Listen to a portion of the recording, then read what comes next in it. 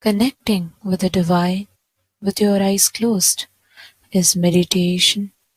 Connecting with the divine with your eyes open is darshan. Come, let us all now move from meditation to darshan. Slowly, very slowly, please open your eyes.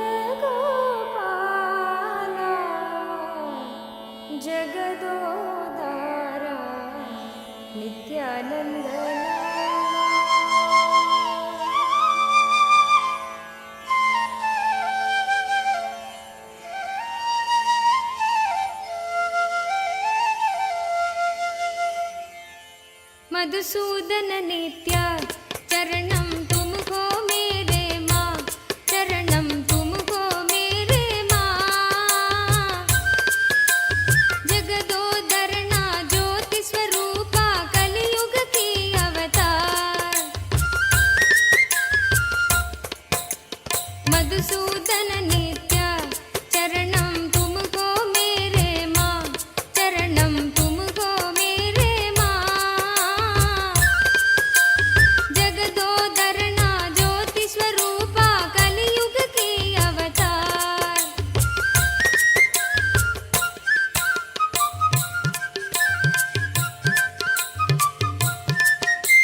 Nirupam गुण सदना नित्या नीरज दल नयना।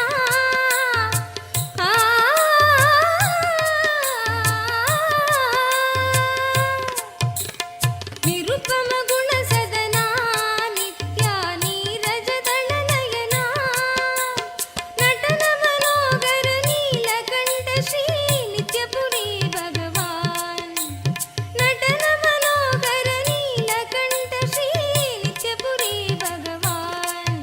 नित्य मधुसूदन नित्य चरणम तुमको मेरे माँ, चरणम तुमको मेरे माँ। जगदोदरना ज्योति स्वरूपा कलियुग की अवतार।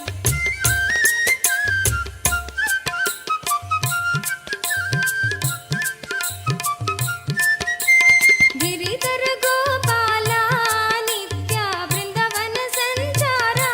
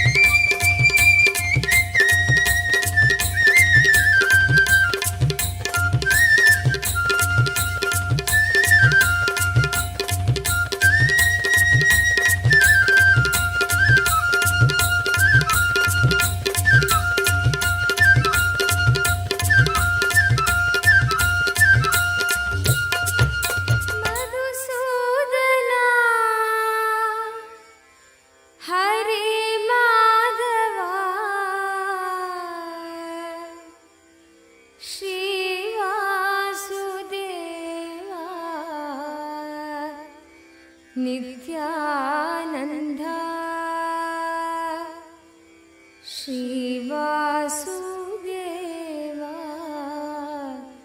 नित्यानन्द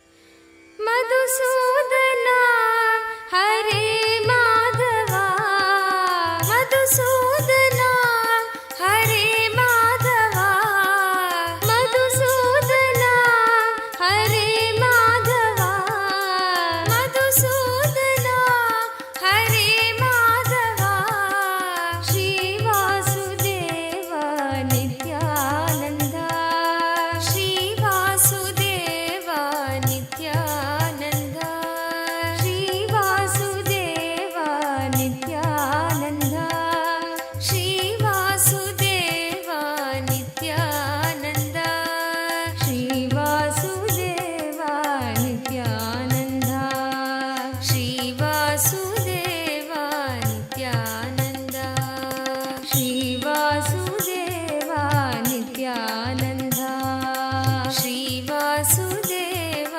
नित्यानन्द मधुसूदना हरे माधवा मधुसूदना हरे Madhava Shri Vasudev Nityanand Shri Vasudev Nityanand Shri Vasudev Nityanand Shri Vasudev Nityanand नित्यकेशव Narayan नित्यकेशव Narayan नित्यकेशव Narayan नित्यकेशव Narayan Shrihari Govind मनमोहना Shrihari Govind मनमोहना Shrihari Govind मनमोहना Shrihari Govind मनमोहना जनार्दना जगत्पालना जनार्दना जगत्पालना दीनावना दुःखभञ्जना दीनावना दुःखभञ्जना जनार्दना Pada Trimurti, Tripada Trimurti forms of Paramashiva. Today, all these manifestations of Paramashiva embodies the ultimate consciousness, representing how Parandhama, Parabrahma, everything manifests from Paramashiva himself. And today, all of us are blessed to be receiving the darshan of Keshavartha Murty forms of Paramashiva on this day. Any prayer you have today, in today's darshan particularly, Swamiji is going to be blessing all the prayers pertaining to wealth, manifesting wealth, getting yourself rid from all your debts. All these prayers in particular you can post. You can ask any boons you want, but today's initiation is very specific towards wealth manifestation, as we were all understanding the science of manifesting wealth in today's program. And all of you can avail these special blessings for your wealth manifestation through various platforms, and that's exactly what we are going to be taking you all through. So we request all of you, kindly take your gadgets with you and follow along as we take you through the steps. The first platform through which you can post your prayers and the boon requests is YouTube. Please head to YouTube, KAILASA's SPH Nithyananda YouTube channel. Click on the live video, and right under the live video, or towards the right side of the live video, you will be seeing the live chat section where you can post your prayers and directly receive blessings from Swamiji. The next is WhatsApp. Please head to kailasa.org, our official website. Scroll down to the bottom of the page. You'll be prompted with a WhatsApp icon. Click on the WhatsApp icon and you would be led to join the WhatsApp community where you can post your prayers and receive direct blessings from Swamiji. The next is Twitter. You all can head to x.com and go to KAILASA SPH Nithyananda Paramashivam, the official most pinned tweet of that handle, and reply tweet to that pinned tweet with the hashtag AskAvatar, and you can post your prayers. And most importantly, if you have any questions pertaining to Hinduism and which can benefit the humanity at large, you can post all those questions that you would like to request the Supreme Pontiff of Hinduism to reveal further.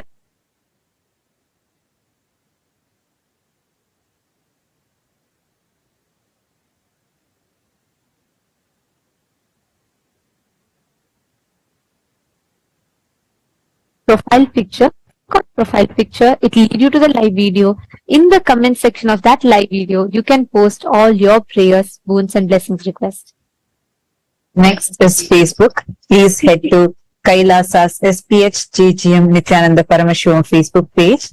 And in that Facebook page, if you scroll down, you'll be seeing the live stream where you can click and post in the comment section of that live video. You can post your prayers and also click that share button. Share it with at least 5 of your friends who are right now struggling with any wealth related issues, going through financial crises or having issues like loans or any kind of financial problems. Take a moment, share this live video with all your near and dear ones. And it is just one tap for you, but it would be life transforming for them. To all the Hindus, the members of Rajya Sabha, the born and the practicing Hindus. Today, what we are going to be discussing is of utmost importance because Hinduism has mastered the science of creating one of the most stable, successful social structures, because of which Hinduism, despite relentless persecution and attacks, is still the longest surviving and successfully thriving civilization. And Hinduism, the way the Hindu principles were rooted from the principle of enriching, was so strong that at its zenith, the Hindu Akhanda Bharata, the Hindu nations, contributed to 64% of global GDP, which itself is a testament to the clear science and structure we had, the economic cycle that we had, which was successful and which is very relevant to this day, which is why the Supreme Pontiff of Hinduism has taken the ultimate responsibility on himself to revive this Hindu Dharma Chakra, the Hindu principles-based economics, the economic circle. And today, we would like to ask all of you the question that we all would like to discuss upon, bring to light today, is on revival of this Hindu Dharma Chakra, the circular economy which is based on the Hindu principles. The Hindu business services, if you see all the Hindu business principles are maintaining high degree of integrity, maintaining the quality of the product, not compromising on the quality for the sake of profits, for the sake of profits, and flourishing by maintaining integrity and enriching as the fundamental principles of business. And the question that we would like to ask all of you today is, do you feel Hindus should start being part of creating the Hindu Dharma Chakra, the Hindu Dharma-centric circular economy, where Hindus support Hindu businesses, which in turn supports the Hindus to expand further, create more startups, and encourages more people to start Hindu principle-based businesses, which will create a very successful, virtuous cycle of Hindu economy, which will form a successful ecosystem for Hindus to support other Hindu businesses and create a stronger community support for Hindu diaspora around the world. We are 2 billion in number, and the Supreme Pontiff of Hinduism is leading this effort wherein to bring all the Hindus together. Hindus are the most happiest and wealthiest communities across so many countries across the globe. And Supreme Pontiff of Hinduism is taking this initiative to bring together this enormous strength that we have and create a beautiful Hindu economic system where all the Hindus support Hindu businesses, and where like you go and buy from them and you support their business and they support you, and as an entire community all of us can create a circular economy and thrive and flourish as Hindus. So how many of you feel this must be spread more and this must be brought to the world? How many of you want to be a part of this? Take a moment and cast your vote. And if you also have more ideas or you feel this is something really extraordinary the Supreme Pontiff of Hinduism is leading, take a moment, head to Twitter, tag Swamiji's Twitter handle and cast your vote on Twitter too by saying why you feel this is the best thing and why you feel the choice you chose is the best choice. Take a moment and please head to the link, the voting link, which is shown to all of you on the screen, which is kailasa.org/Hindu-votes. And please also head to Twitter and share your opinion there. Next, to all the Chit Sabha members, the topic that we would like to bring to light for all of your discussion for today is, if the Kanaka Sabha, House of Parliament, that the Supreme Pontiff of Hinduism created, consists of all the Hindu business principle-centric traders, businessmen, entrepreneurs, startups and organizations and so on.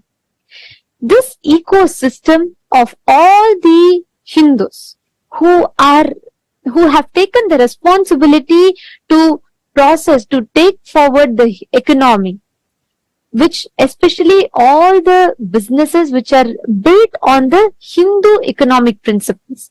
Kanaka Sabha, House of Parliament, consists of all of these businessmen, traders, entrepreneurs, startups, and all of these type of business environments.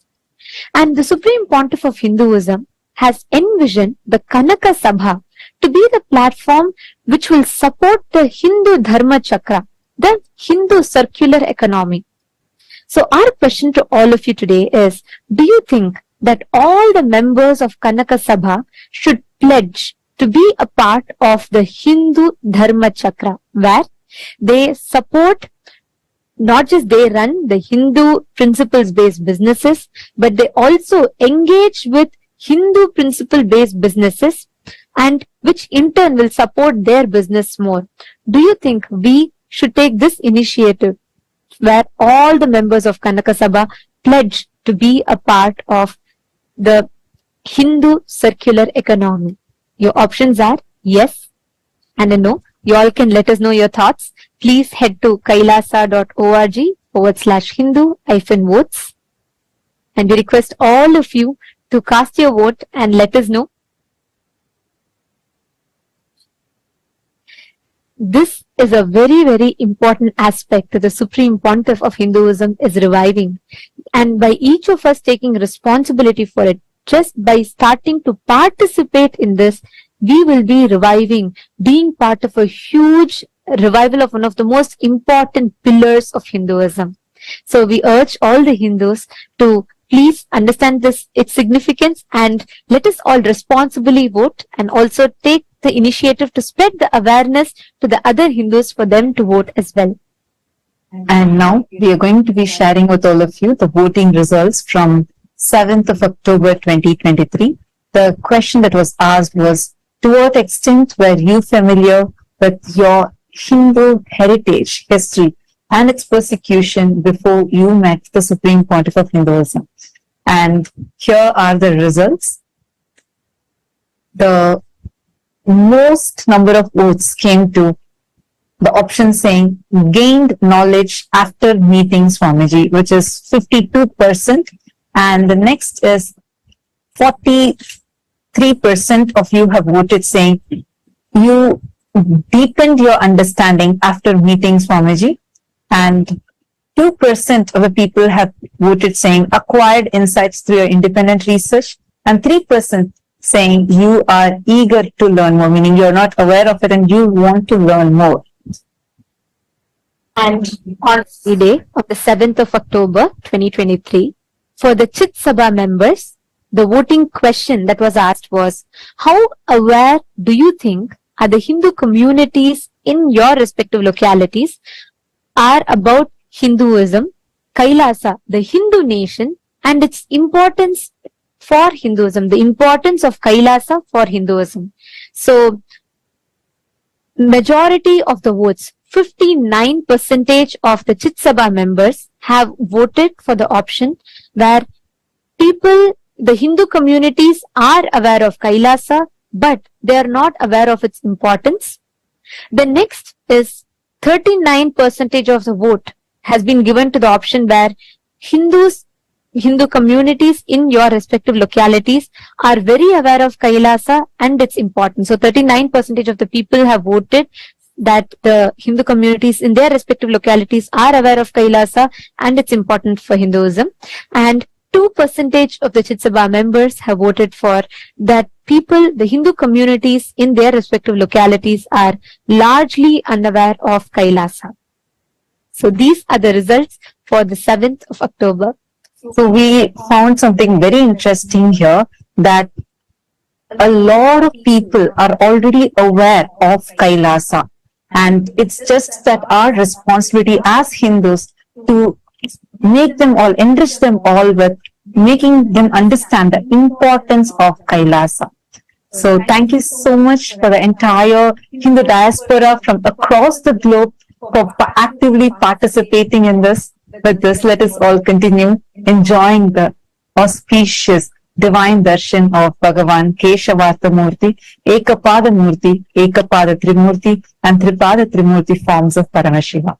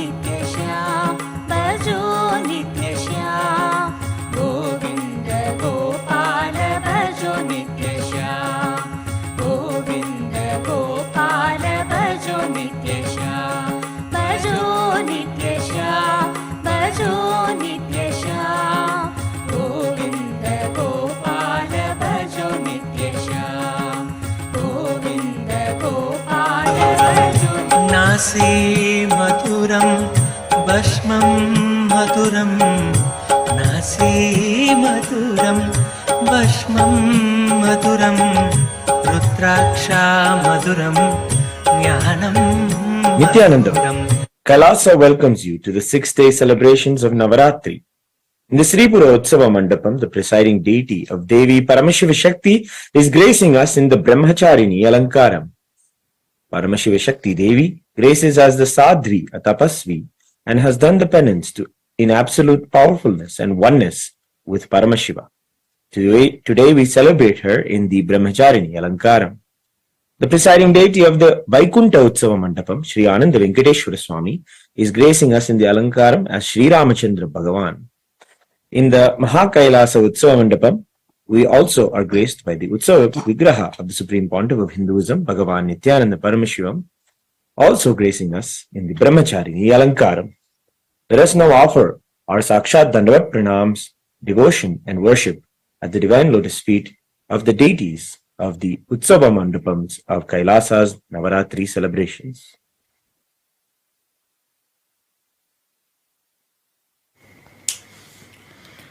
ॐ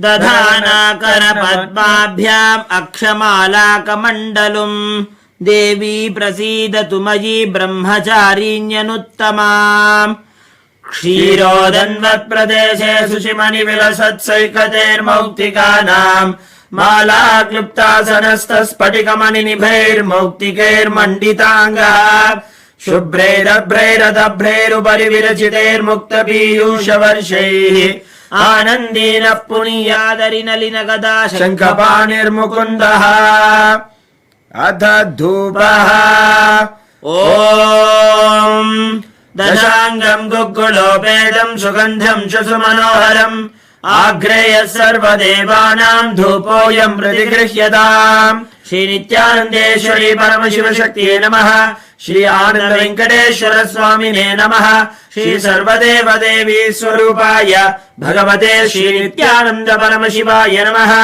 धूपमाघ्रापयामि अथ दीपः ॐ साज्यम् त्रिवर्ति संयुक्तम् वह्निना योजितम् मया ग्रहाणमङ्गलम् दीपम् त्रैलोक्यतिमिरापहम् श्रीनित्यानन्देश्वरी परमशिवशक्त्यै नमः श्री आनन्द वेङ्कटेश्वर स्वामिने नमः श्री सर्वदेवदेवी स्वरूपाय भगवते श्रीनित्यानन्द परमशिवाय नमः दीपम् सन्दर्शयामि अथ नैवेद्यम् ॐ अमृते अमृतोद्भवे अमृतवर्षिणि अमृतम् श्रावय श्रावय स्वाहा श्री नित्यानन्देश्वरी परमशिवशक्त्यै नमः श्री आनन्द वेङ्कटेश्वर स्वामिने नमः श्री सर्वदेवदेवी स्वरूपाय भगवते श्री नित्यानन्द परमशिवाय नमः अमृतम् महानैवेद्यम् निवेदयामि नैवेद्यानन्तरम् आचमनम् समर्पयामि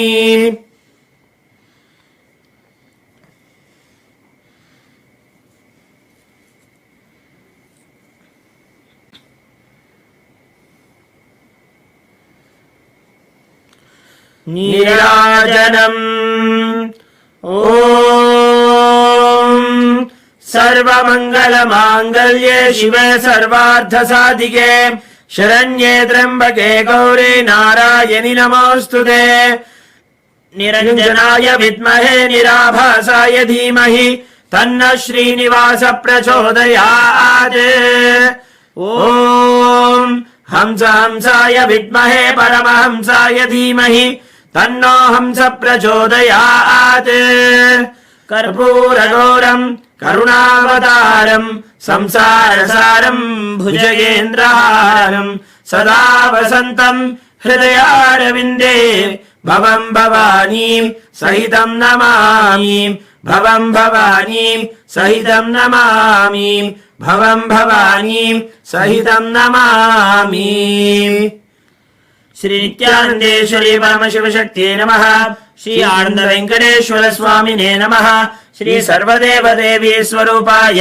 भगवते श्री नित्यानन्द परमशिवाय नमः अलङ्कारदीपम् सन्दर्शयामि रक्षान् धारयामि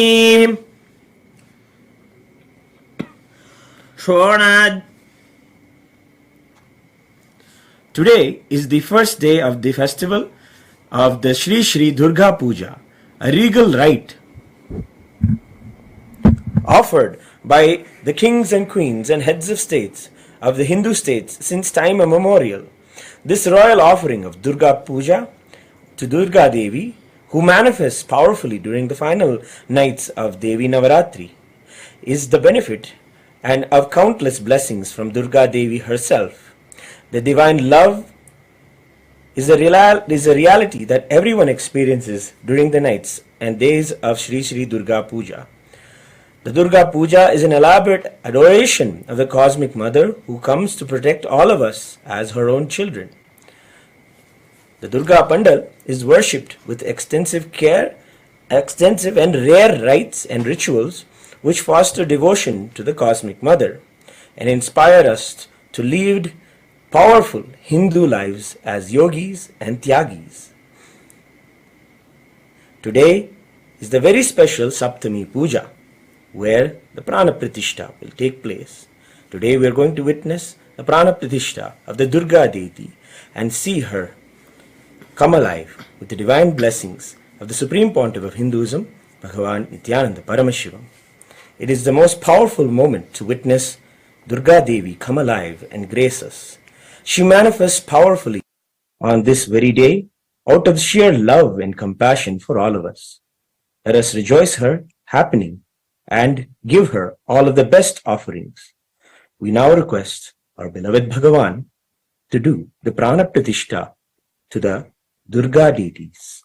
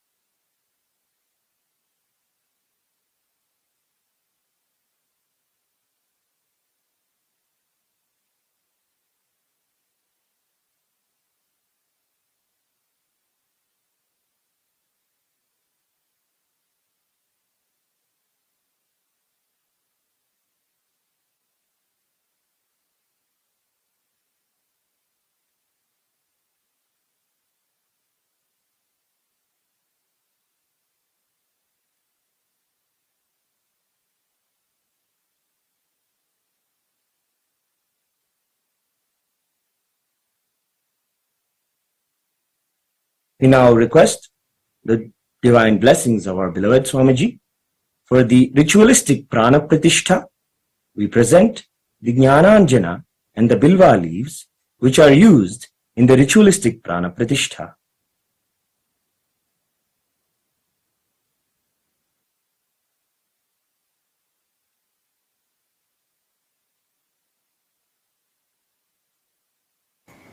ॐ रात्रिव्यख्यदायते पुरुत्रा देव्या अक्षभिः विश्वा अधिश्रियो ओधिता ओर्वप्रा अमर्त्या निवतो देव्यो उद्वताः ज्योतिषा बाधते तमाः निरुस्वसा आरमस्कृतोषसं देव्या आयति अपेदोहासते तमाः निग्रामा आसो अविक्षत निबध्वन्तो निपक्षिणाः निश्येनासश्चिदर्थिनाः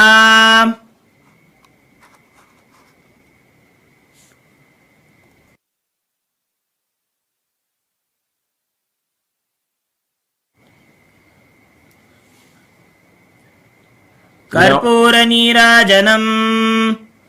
We now offer the Karpura Arati as the first puja to Durga and the Supreme Pontiff of Hinduism, Bhagavan Nithyananda Paramashivam.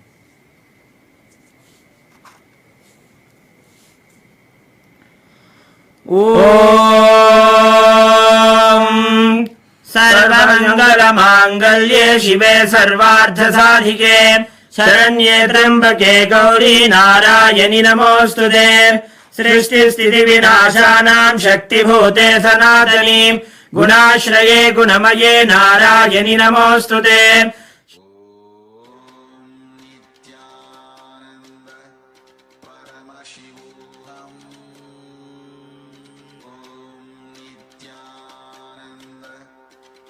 अग्निकोटिपरिवृतायै भद्रकाल्यै ह्रीमों दुर्गायै नमः.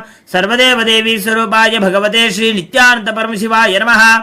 कर्पूर नीराजनं सन्दर्शयामि रक्षान्धारयामि. शोणाद्रीशावताराय ज्योतिस्तम्भस्वरूपिणे श्रीकैलासप्रधानाय नित्यानन्दाय मङ्गलम्. तत्त्वज्ञानप्रदाताय नित्यानन्देश्वर रूपिणे श्रीकैलासप्रधानाय नित्यानन्दाय मङ्गलम्. मूलप्रकृतिरूपाय परमशिवशक्तिस्वरूपिणे श्रीकैलासप्रधानाय नित्यानन्दाय मङ्गलम्. दण्डत्रिशूलहस्ताय कालकालस्वरूपिणे श्रीकैलासप्रधानाय नित्यानन्दाय मङ्गलम्. आदिपूज्याय देवाय सकृत्पूर्णत्वरूपिणे श्रीकैलासप्रधानाय नित्यानन्दाय मङ्गलम्. सर्वाभयविनाशकाय शत्रुसंहाररूपिणे श्रीकैलासप्रधानाय नित्यानन्दाय मङ्गलम्. योगभट्टाभिषिक्ताय राजसन्न्यासधारिणे श्रीकैलासप्रधानाय नित्यानन्दाय मङ्गलम्. सार्वभौमैकपत्याय राजराजार्जिताय च श्रीकैलासप्रधानाय नित्यानन्दाय मङ्गलम्. मङ्गलम् कल्पवृक्षाय मङ्गलम् ज्ञानदायिने परमशिवाय श्रीनित्यानन्देश्वराय मङ्गलम्. मङ्गलम् श्रीविद्याम्बायै मङ्गलम् कामदायिन्ये सर्वमङ्गलदात्रे नित्यानन्देश्वर्यै मङ्गलम्. मङ्गलम् गुरुदेवाय मोक्षमूलाय मङ्गलम्.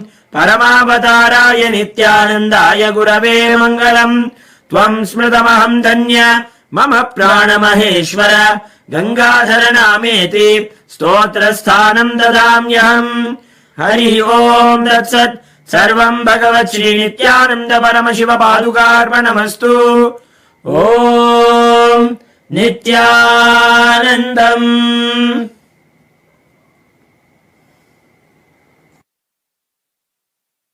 भस्मं मधुरं नासी मधुरं भस्मं मधुरं रुद्राक्षा मधुरं ज्ञानं मधुरं रुद्राक्षा मधुरं ज्ञानं मधुरं भक्ति मधुरं दृष्टि मधुरं भक्ति मधुरं दृष्टि मधुरं नित्याधिपते नित्यं मधुरं नित्याधिपते नित्यं मधुरं मौन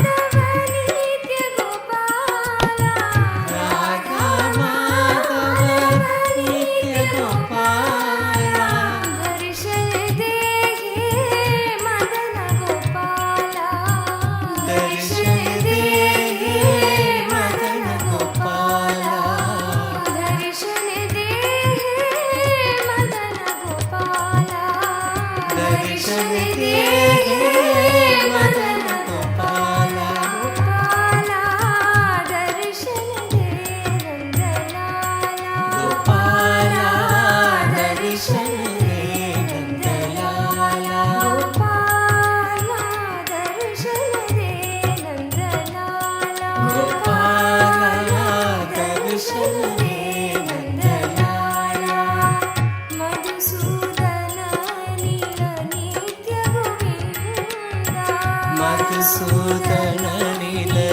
నిత్య గోవింద మధుసూదన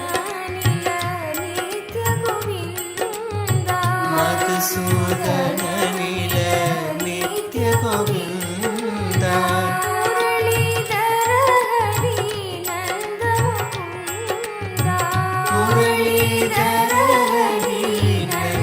ముకుంద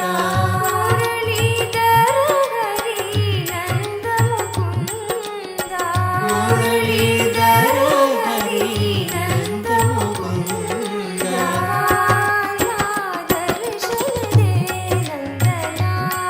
గోపాల దర్శన హే నందలాల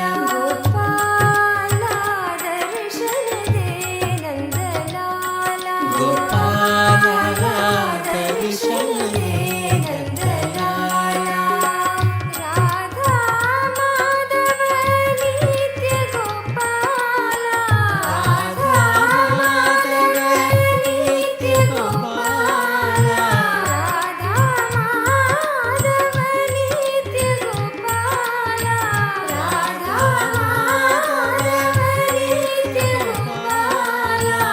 దర్శన దే హే మదన గోపాల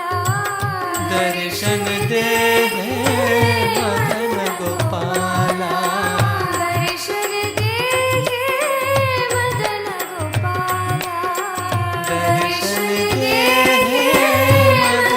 గోపాల గోపాల దర్శన హే నందలాల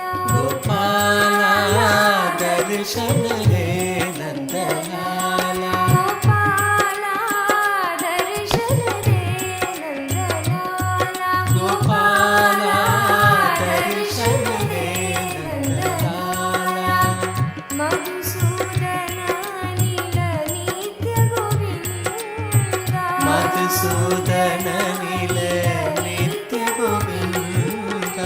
మధుసూదన నిల నిత్య గోవింద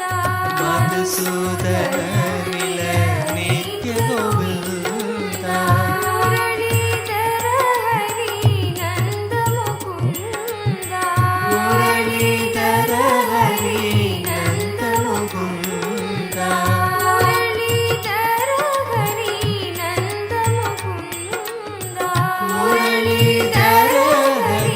నంద ముకుంద గోపాల దర్శన హే నందలాల గోపాల దర్శన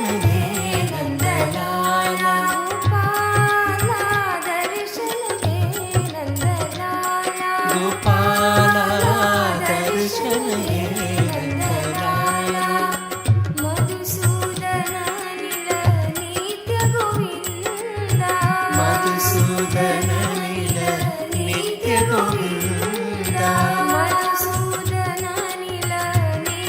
గోవింద మధుసూదన నిల నిత్య గోవింద మురళీధర హరి నంద ముకుంద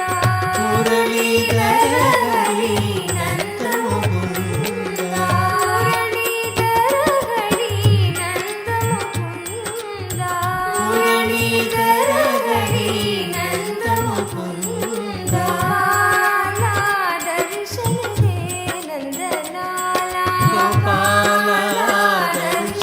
హే నందలాల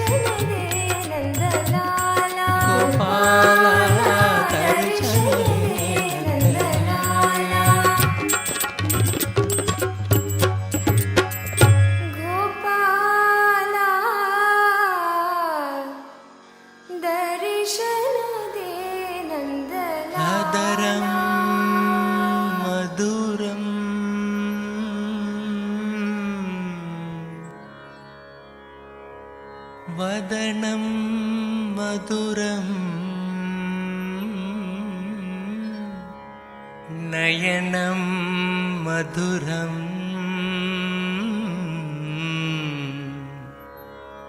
हसितं मधुरम्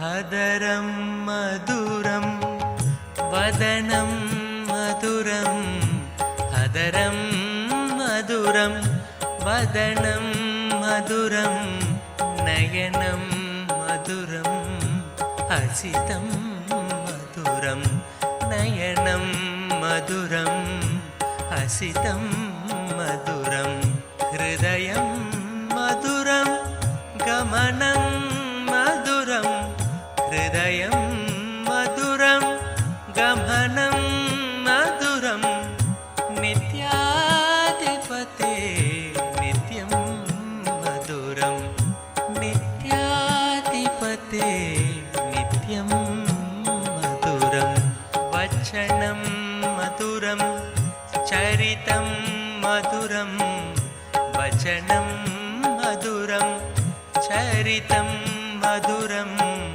वसनं मधुरं वलितं मधुरं वसनं मधुरं वलितं मधुरं चलितं मधुरं भ्रमितं मधुरं चलितं मधुरं भ्रमितं मधुरं नित्याधिपते नित्यं मधुरं नित्याधिपते नित्यं ఏకపాదమూర్తి ఏకపాద త్రిమూర్తి త్రిపాద త్రిమూర్తి. I bless you all with Paramadvaita. I shower you all with all the wealth. Ashta Aishwarya, Ashta Mangala Aishwarya, the ultimate auspiciousness. I initiate all of you into manifesting wealth, abundance, Ashtama Siddhis, Anima, Mahima, Lahima, Karima, Prapti, Pragamya, Ishitva, Vashitva. You will gain, have prapti of wealth, pragamya, whatever you desired as you desire, ishitva, lordship, vashitva, influence on all the aspects and dimensions of your life you feel you desired as wealth. Om Keshavartha Murty, Ekapada Murty, Ekapada Trimurti, Tripada Trimurti. All four here to shower auspiciousness, Sarva Mangalatva. Om, Om, Om.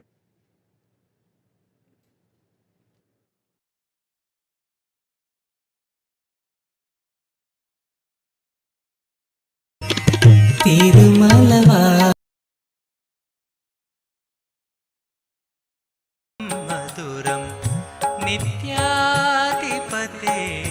नित्यं मधुरं गुञ्जा मधुरा माला मधुरा गुञ्जा मधुरा माला मधुरा करुणा मधुरं भुजा मधुरं करुणा मधुरं भुजा मधुरं पीतं मधुरं भिडिति मधुरं पीतं मधुरं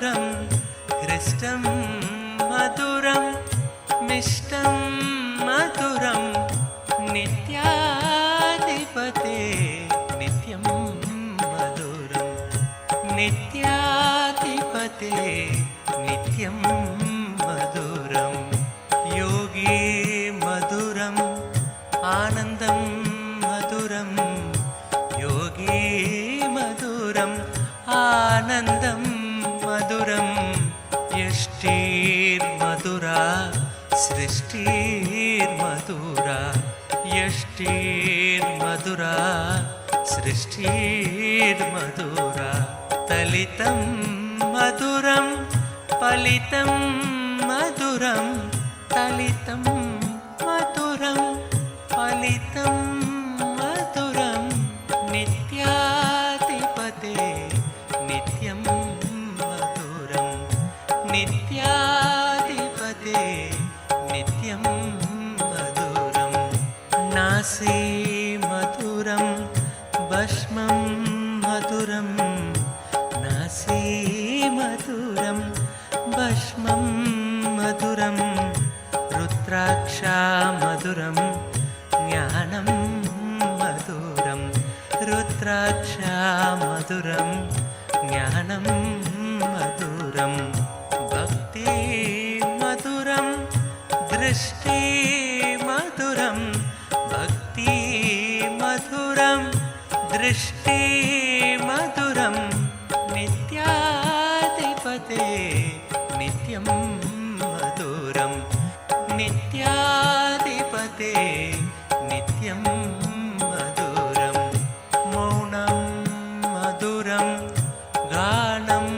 मधुरं मौनं मधुरं गानं मधुरं रक्षा मधुरं अरुणा मधुरं रक्षा मधुरं अरुणा मधुरं शरणं मधुरं शरणं मधुरं शरणं मधुरं शरणं मधुरं नित्याधिपते नित्यं मधुरं नित्याधिपते नित्यं मधुरं शक्ति मधुरं दर्शन मधुरं शक्ति मधुरं दर्शन मधुरं योगा मधुरं यागं मधुरं योगा मधुरं यागं मधुरं भावं मधुरं सुष्मितं मधुरं भावं मधुरं सुष्मितं मधुरं नित्याधिपते नित्यं मधुरं नित्याधिपते नित्यं मधुरं विमलं मधुरं कुशलं मधुरं विमलं मधुरं कुशलं मधुरं केशवं मधुरं नित्यं मधुरं केशवं मधुरं नित्यं मधुरं विनयं मधुरं फलितं मधुरं विनयं मधुरं फलितं मधुरं नित्याधिपते नित्यं मधुरं नित्याधिपते नित्यं मधुरम् अभयं मधुरं चरणं मधुरम् अभयं मधुरं चरणं मधुरं नेत्रं मधुरं गात्रं मधुरं नेत्रं मधुरं गात्रं मधुरं स्मरणं मधुरं सर्वं मधुरं स्मरणं मधुरं सर्वं मधुरं नित्याधिपते नित्यं मधुरं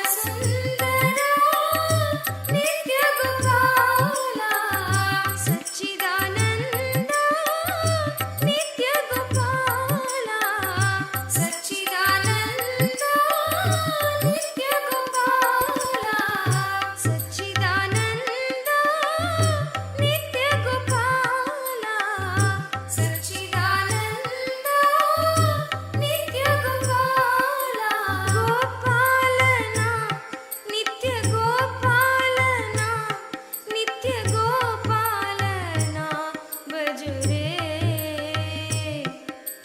गोपालना नित्य गोपालना नित्य गोपालना भजो रे गोपालना नित्य गोपालना नित्य गोपालना भजो रे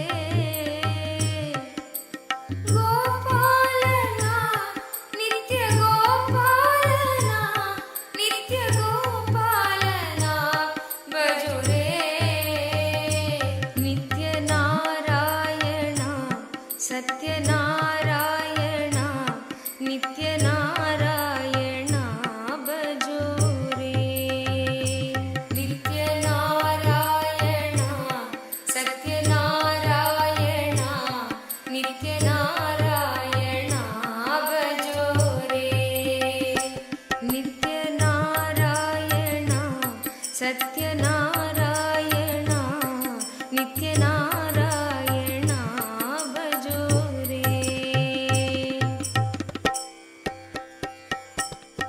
नारायण हरि नारायण हरि नारायण भजो रे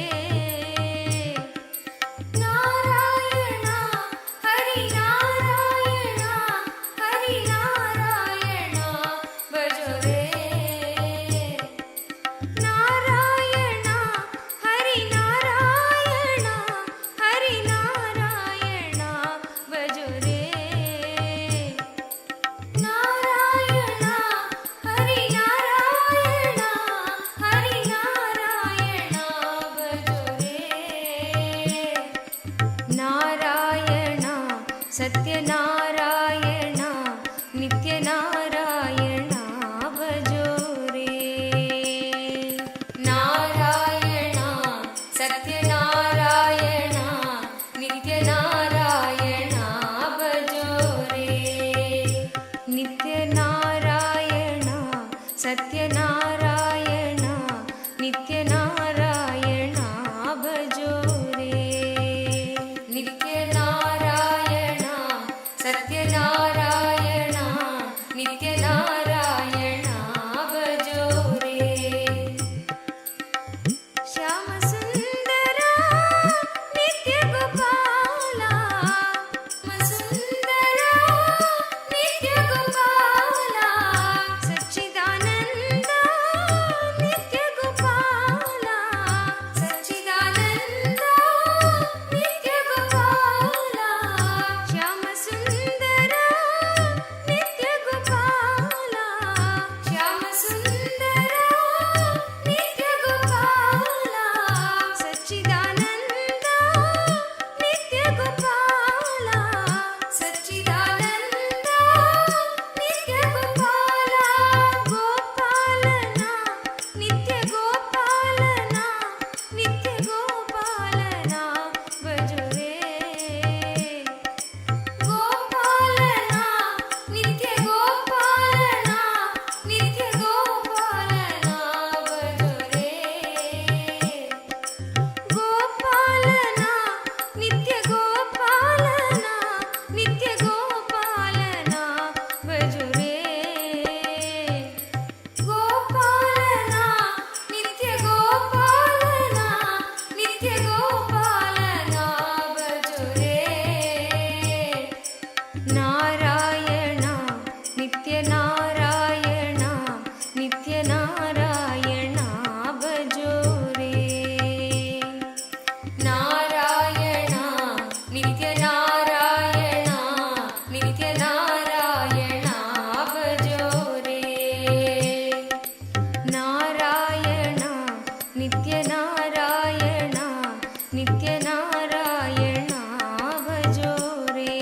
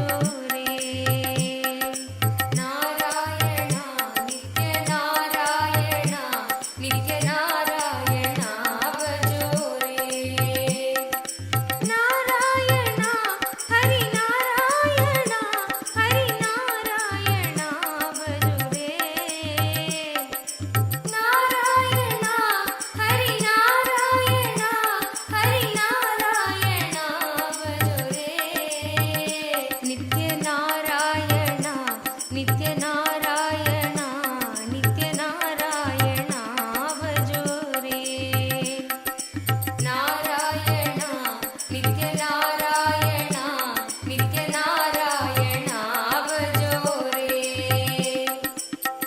श्याम सुंदर नित्य गोपाल श्याम सुंदर नित्य गोपाल सच्चिदानंद नित्य गोपाल सच्चिदानंद नित्य गोपाल श्याम सुंदर नित्य गोपाल श्याम सुंदर नित्य गोपाल सच्चिदानंद नित्य गोपाल सच्चिदानंद नित्य गोपाल गोपालना नित्य गोपालना नित्य गोपालना भजो रे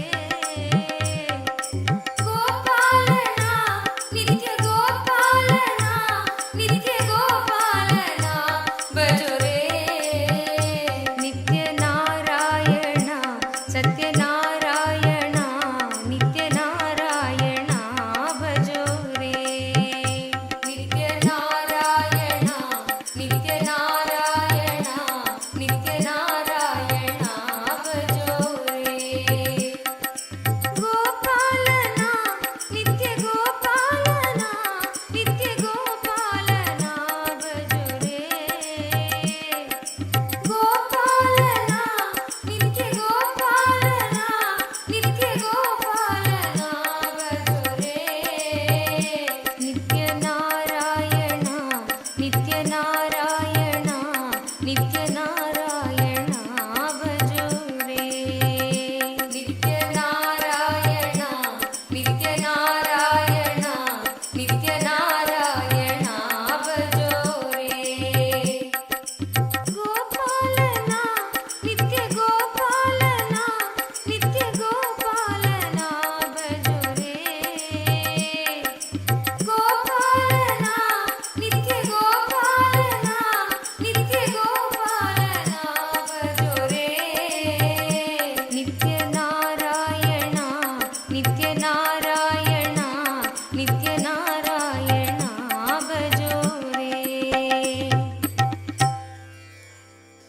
हरि नारायण हरि नारायण हरि नारायण भजो रे नित्य नारायण नित्य नारायण नित्य नारायण भजो रे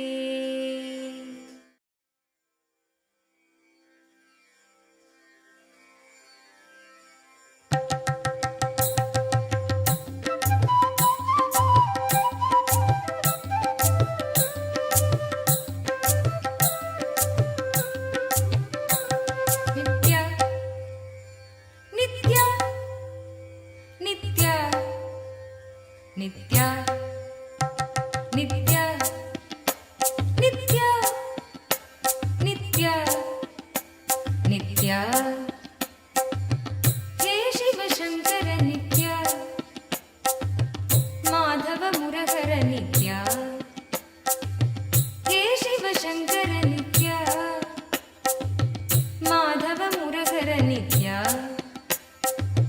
गिरिधर गोपाल शंभो महादेव गिरिधर गोपाल शंभो महादेव नित्यानंद नित्य नित्यानंद नित्य नित्यानंद नित्य नित्यानंद नित्य हे शिव शंकर नित्य माधव मुरहर नित्य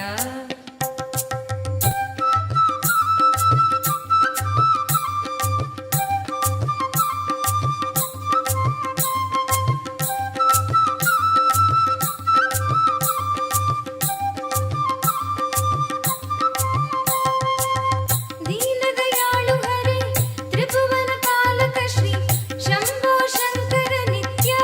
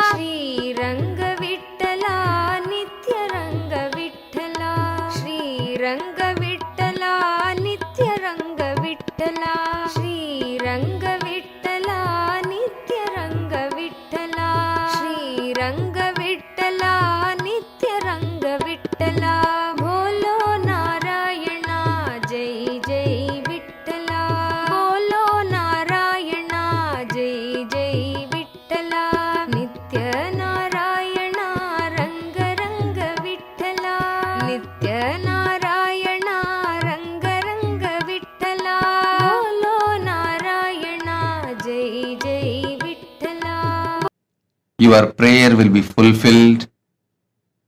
Blessings for the prosperity for your family, and you will achieve all your economic goals.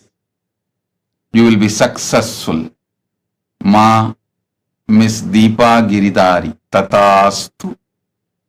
You will have all the auspiciousness, blessings. Mr. Sheku Zize, Mr. Sheku Zize, my blessings. I accept you as part of us, part of our community and Sangha. Your special prayer for your good health will immediately manifest. Blessings for your good health and your family, your children, all the auspiciousness, all the good things will happen. Mr. Sheku says for you and your family, my blessings, all good things will happen. You and your family will have a good health, good job, luck and political power. Mr. Sheku says blessings, blessings, blessings. Adeline Un Yarching, Adeline Un Yarching. I give you all the 7 boons you wanted. You will win the case with excellence. Blessings for you, your children, and you will become Sarvanya Pitakarta. Blessings for Chun Teng. Blessings for all of you. And blessings for your health and your grandparents, uncle, tatas. Om. Jin Yang, Jing Yang, my blessings for your 2 daughters, Meera Wen and Dora Wen. Your husband, John Wen. And blessings for your whole family. Tatastu. I will heal her. I'll keep all of you excellent and healthy. Michelle Shu. Michelle Shu, my blessings. I accepted the Chandi Homa you offered. Not only I'll remove all your patterns, give you more intensity and tapas, I'll give you the ultimate oneness with me. Soon I'll get you to KAILASA to live with me. Michelle Shu, blessings. Soon you will reach KAILASA to be with me. Tatast. Zining Zan. Zining Zan. Start taking up the Chinese KAILASA legal and organizational work. Zining Zan. This is my guru work for you. Start taking up Chinese KAILASA's legal and organization work. Blessings. This is guru work for you. And you will be showered with enlightenment, money, third eye power. I'll shower all good things for you. And blessings for your mom and dad and your whole family members. Zining Jan, Tatastu. Wang Yi Yu, Wang Yi Yu, my blessings. I accepted your prayer. Blessings for you, and KAILASA will happen successfully. You will be part of the KAILASA. Wang Yi Yu, Tatastu. Annamalai A.R. Annamalai A.R. Blessings. Surely you will become Sarvanya Pitakarta. Not only you will get back the money you got cheated, you will get your Ammapete house also. I'll shower you with wealth. Surely you will have wealth. Blessings for GV Techs. Successful business to Malaysia. Blessings for your son Gautam. And I'll heal Jnana Yogini completely. Gautam will have a yogic body and complete life. Blessings for Vikesh with wealth, and he will become successful yoga teacher. Annamalai AR, I give you all the 7 boons you wanted. Padinarum betru peruvalvu valga. Tatastu. Lara Murillo. Lara Murillo, I accepted your gratitude and Pada Puja. The spiritual name for you. Ekapada Shaktini. Ekapada Shaktini is the spiritual name for you. Blessings. Blessings for your mother and for your whole family. I'll awaken your third eye. You will be successful in the field of mental health and mindfulness. You will get hired as a professor. And blessings for your daughter Maya, husband Daniel. Tatast. Lara Murillo. Tatast. Li Feng Ming. Li Feng Ming. I give you all the 6 boons you want.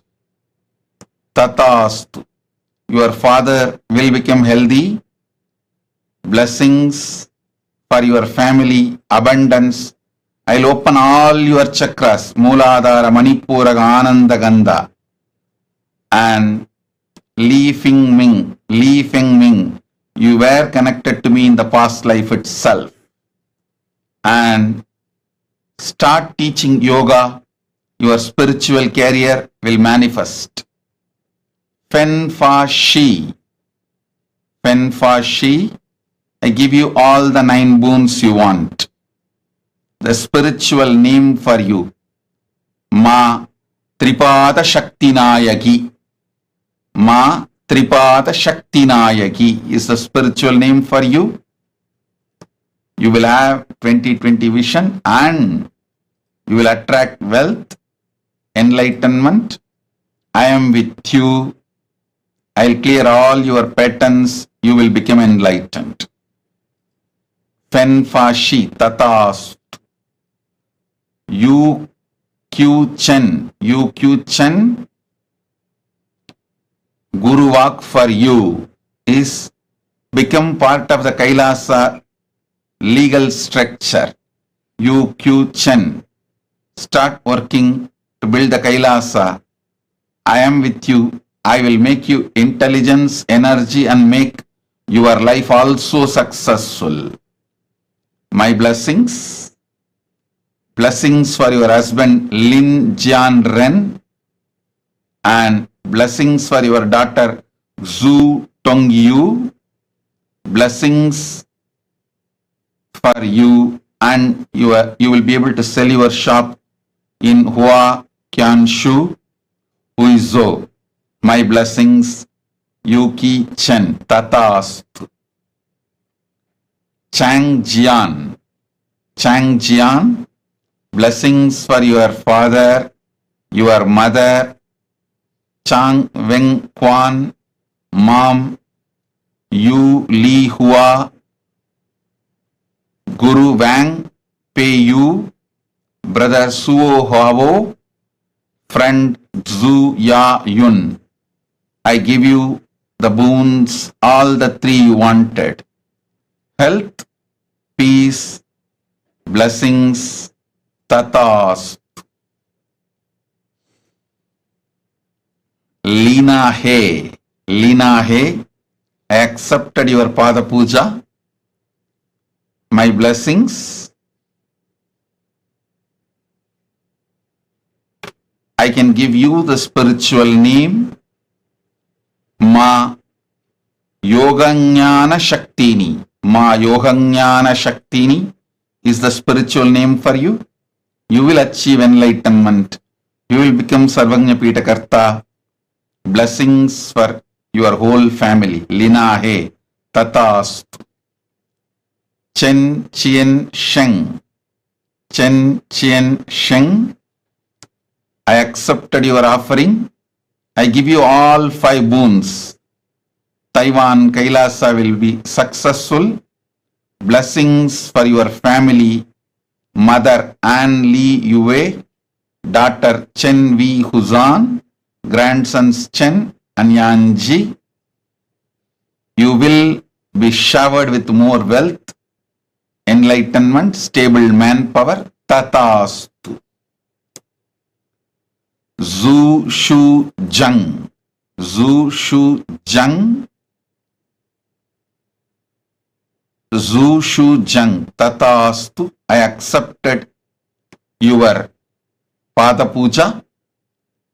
The spiritual name for you is Harihara Swarupini. Harihara Swarupini. You will have enlightened baby girl. I give you all the 6 boons you want. Blessings for your family, wealth, career, happy relationship with your husband. Tatastu. Nitya Swatantra. Tatastu. I accepted your Pada Puja. I'll remove all your comparisons, confusions. I'll clear it all. Don't worry. Nitya Swatantra. You will be with me. I'll be with you. Tatastu. Feng Shi Rong. Feng Shi Rong. I accepted your Pratyaksha Pada Puja. I'll awaken all your 7 chakras and manifest powers in you. I'll remove all your limiting cognitive patterns. I give you all 6 boons. I'll cure Xiao Shifus. I am with you. I'll shower you with all auspiciousness. Tatastu. Om. Om. Om. नित्यपुरिवासा Govind Nityanand Govind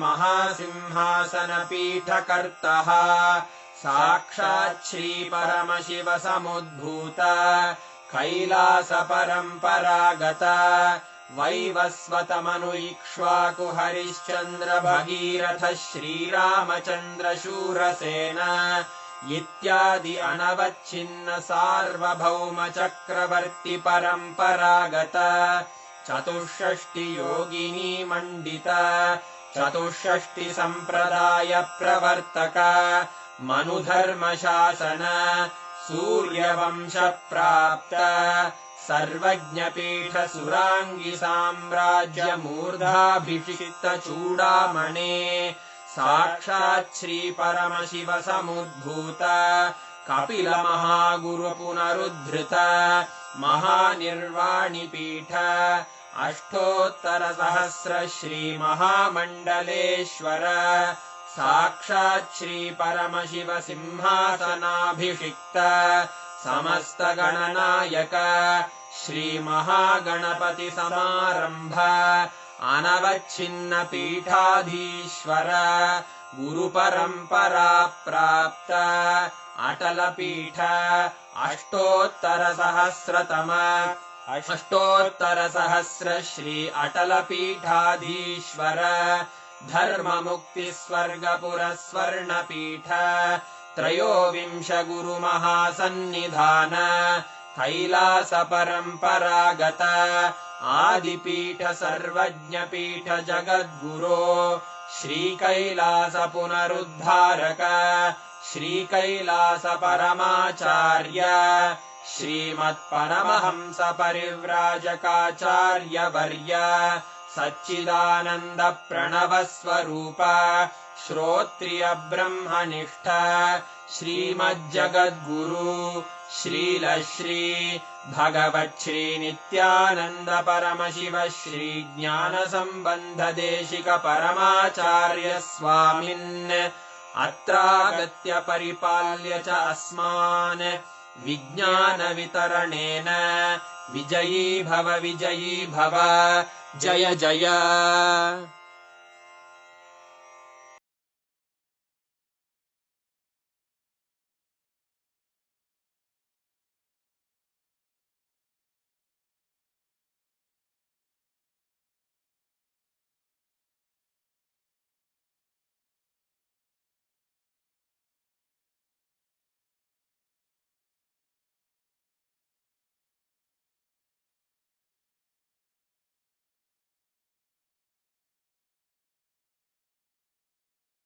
Of Bhagavan Keshavartha Murty, Ekapada Trimurti, Tripada Trimurti form of Paramashiva. All of us have been blessed with this most auspicious, amazing initiation experience. And literally, anybody who has received the initiation today, we've all been blessed with the ultimate blessing of manifesting abundance in our inner space. How was the darshan for you all? How did you all enjoy the darshan?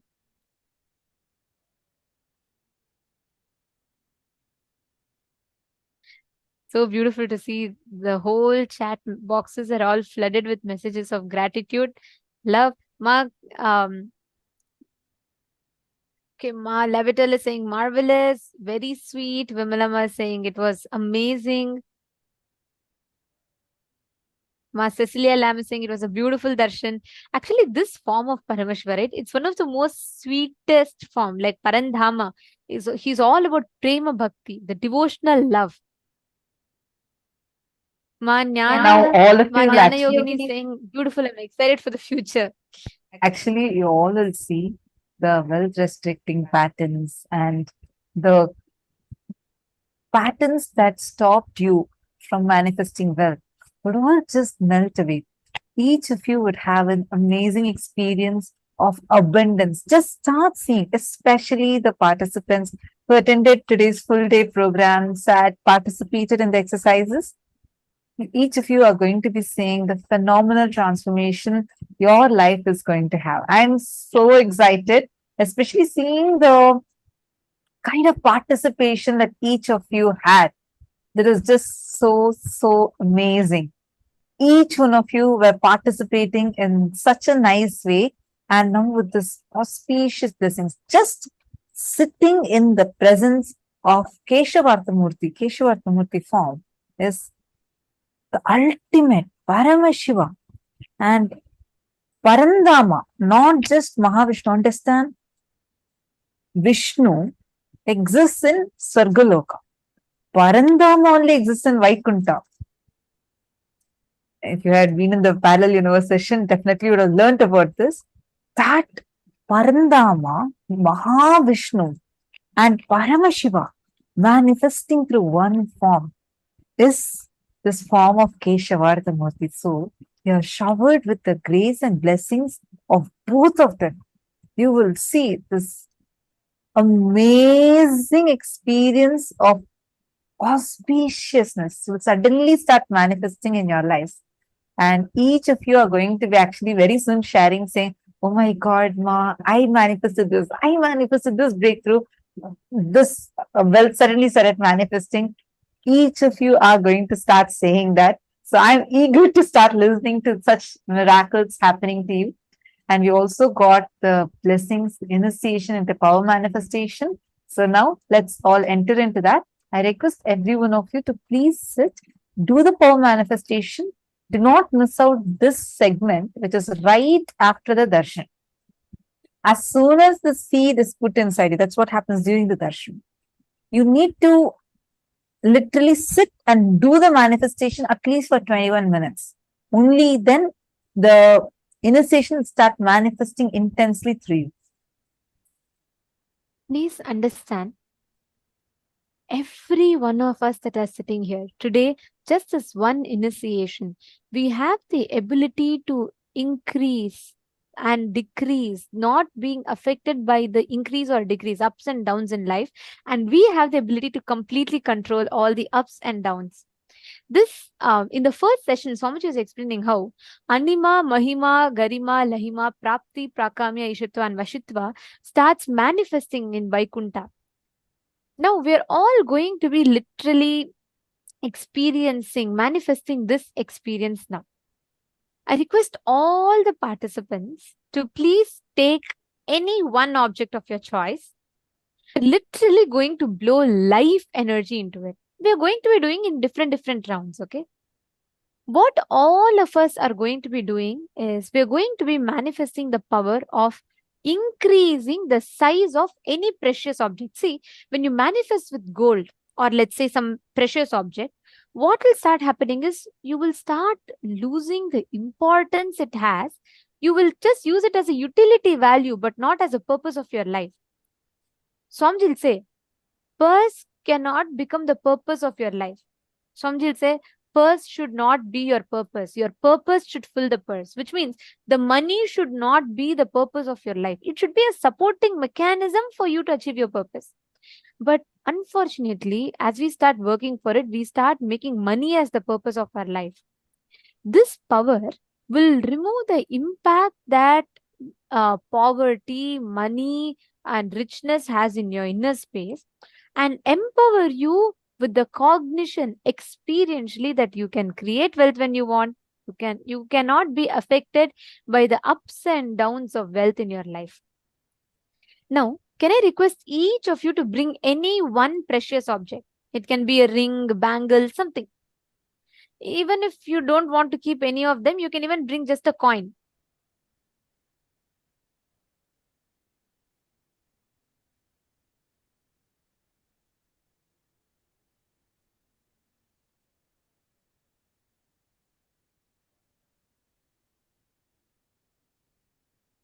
I request every one of you to take a few minutes and post which object you're keeping.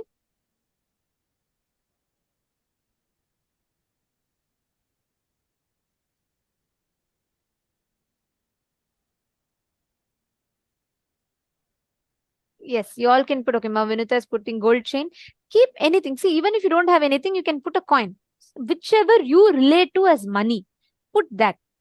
Because you will see that you will start having the ability to, you will simply not have any value for it, importance.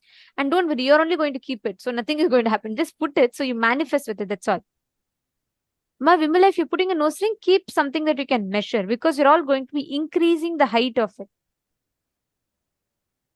See, this power will help you start manifesting and playing with this power, it will help you to do the same thing with your actual bank balance. You had so many people play with the stock market prices. I know it might sound strange when we say, but we have had people, program participants, we're not just talking about balance, program participants who were having the ability to change stock market prices up and down. So it's possible. Just sit and focused way, do the power manifestation. This science you're getting is extraordinary science being gifted to you. Today we were learning, right? Many times we usually feel just because we have, when we feel like I have not put so much effort to get this, we start losing the value for it. Understand, power manifestation is extremely sacred, and how much ever you try to do any sadhana, you can never achieve it. This can only be blessed as a divine gift directly coming from Paramashiva, and Paramashiva himself, as our beloved Swamiji, has blessed each one of us. Sit sincerely and just sit and do the power manifestation. You will see how Swamiji will manifest through you. Now, Pick any object, measure its current height. What you're going to do is you're going to induce life energy into that object. Sit with that decision, that power. Just induce life energy into that object. Okay, Ma Uma Larnger. Okay, you're putting the gold ring. All right, Ma. See, even if you don't know how to measure its height or size, trace it. So you'll be able to increase the height. You'll be able to increase the size of it. You'll be able to blow the life energy into it. Okay, great. Now, keep that. I request all of you to trace that object's current size. Start chanting the Mahavakya. Listen. With this understanding, you should sit. Sit with the understanding that the up or down doesn't affect your Paramashivatva, but your declaration of your Paramashivatva can change its up and down. With that declaration, just infuse, when you breathe out life energy into that. Just look at it and breathe out life energy into that object. You will see it will start slowly increasing and expanding. Let us start the manifestation. I request all of you to chant the Mahavakya.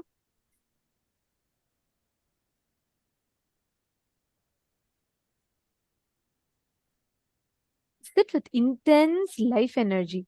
We're going to be doing 7 minutes of different powers. So let us start.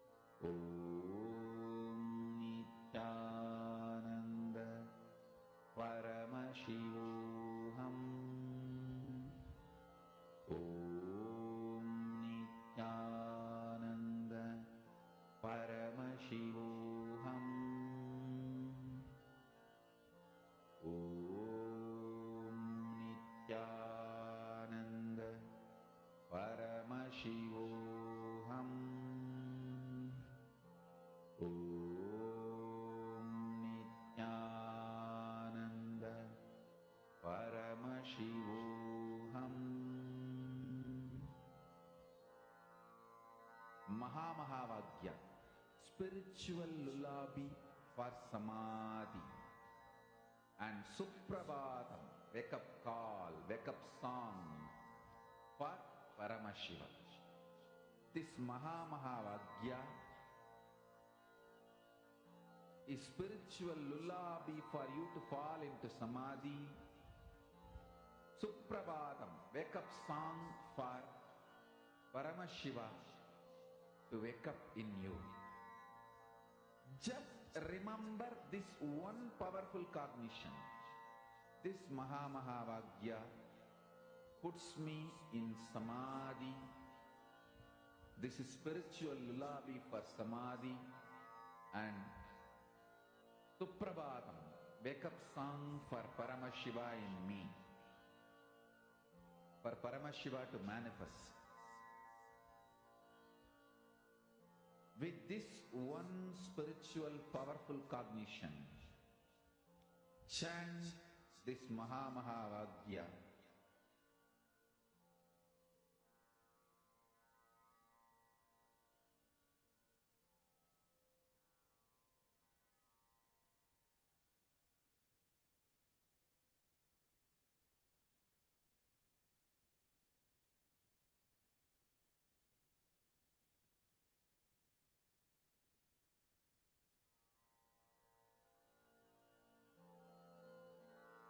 Mahamahavagya, spiritual lullaby for Samadhi, and Suprabhatam, wake up call, wake up song for Paramashiva.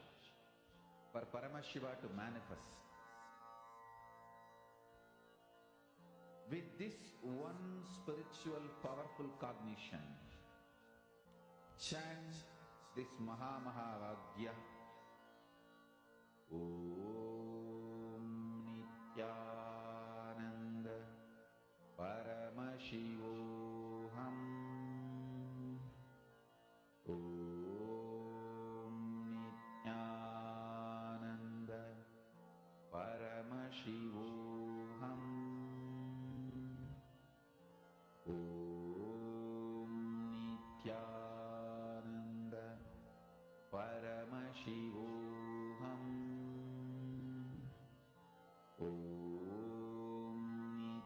Nityanandam. Now, please take a moment to verify. Please go and check with the earlier size that you have marked and kept versus the size of the object now. Please take a few minutes.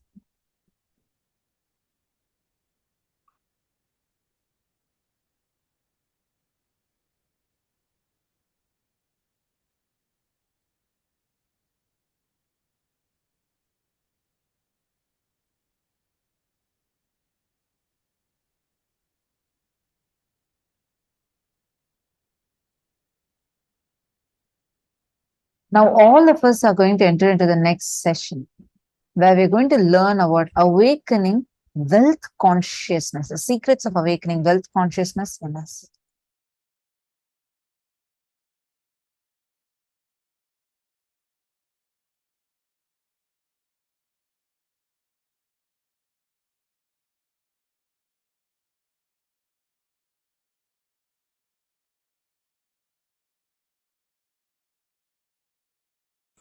Awakening wealth consciousness.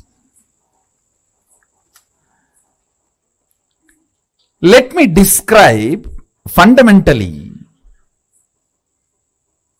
what is wealth as per the reality. Understand?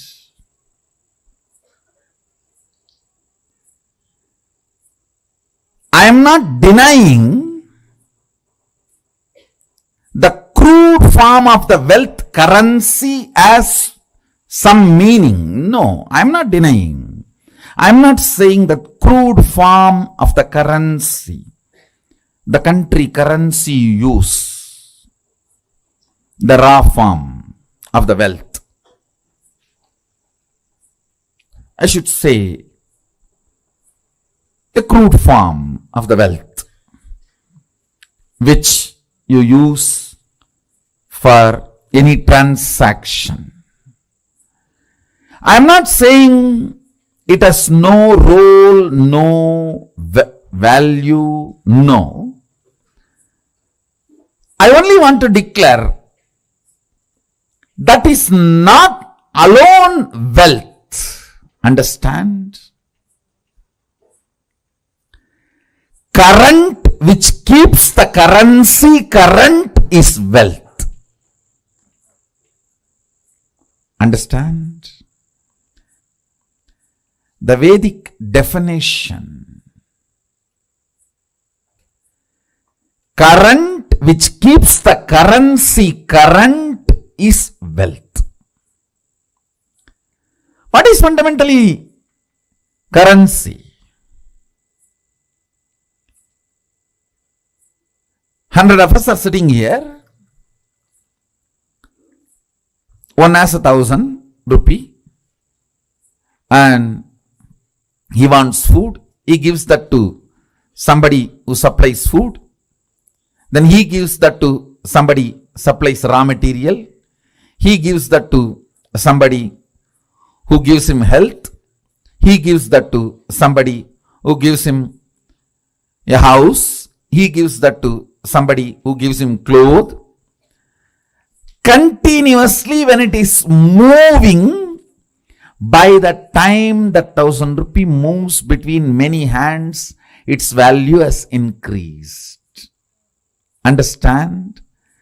The current which keeps the currency moving is the value of the currency. We may ask, why some countries' currency has high value, why some countries' currency has no value or low value.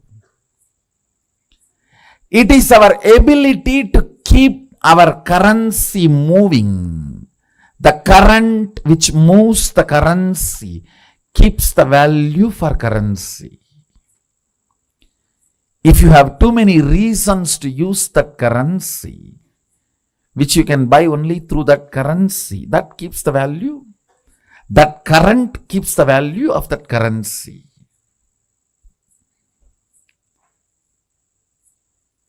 Mahadeva, Sadashiva, the greatest economist, defines wealth. Understand? You will never look at Mahadeva as an economist. Understand? He can wear ordinary Rudraksha bead which has no value. Because he wears it becomes a trend, fashion, millions wear, and that becomes a valuable commodity now. Many of you don't know the Rudraksha I am wearing, that is more valuable than the gold covering it. It is highly praised than the gold covering it. You will not understand the economy of Mahadeva, Sadashiva, till you understand the real wealth. The economy of Vishnu is different. Whatever is valuable he wears.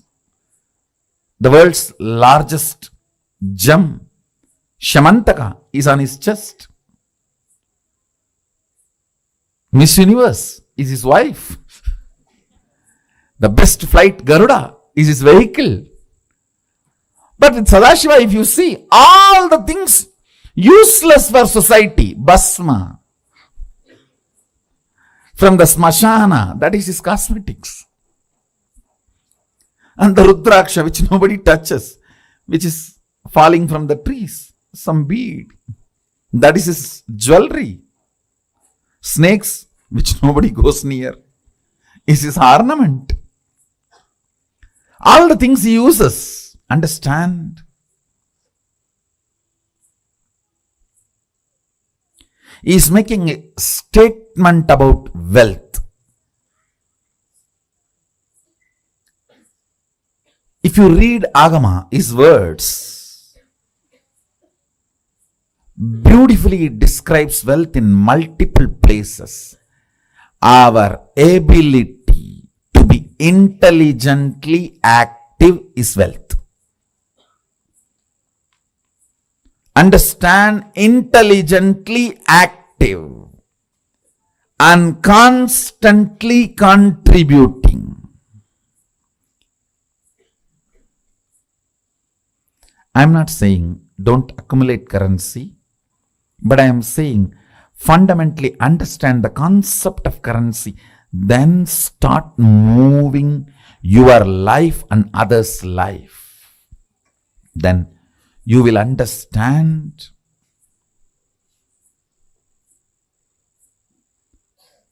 not only the wealth consciousness is awakened in you, you will never bother about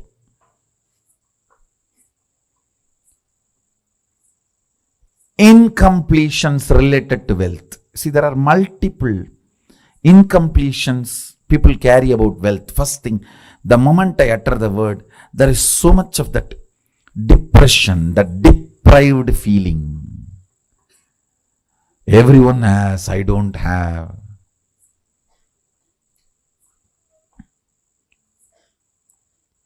For what I am contributing, I have not been given my share. The various thought currents. Sometimes, oh, I am loaded with it. I don't know how to save it, how to protect it. From various resources, from various people, you need to protect your wealth. Sometimes the illegal sources which are trying to snatch it from you. Sometimes the legal sources which are the so-called legal sources which are trying to snatch it away from you. Sometimes illegally legal and legally illegal sources trying to snatch away from you. So you are worried about protecting. That is also an incompletion. Understand? Any incompletion related to wealth will disappear if you are awakened to the wealth consciousness. And awakening to the wealth consciousness is not becoming fool, irresponsible, careless. No. No.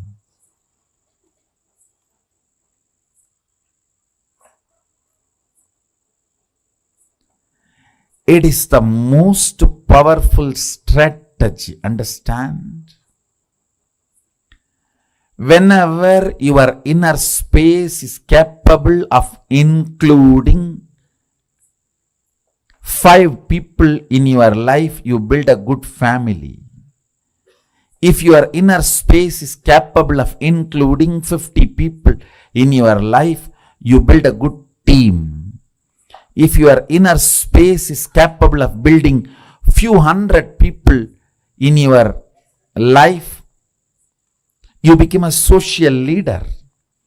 If your inner space is capable of including few thousands, you become leader for your region. If your inner space is capable of including a state in you, you become a leader of the state. If your inner space is capable of including a country in you, you become the leader of the country. Understand?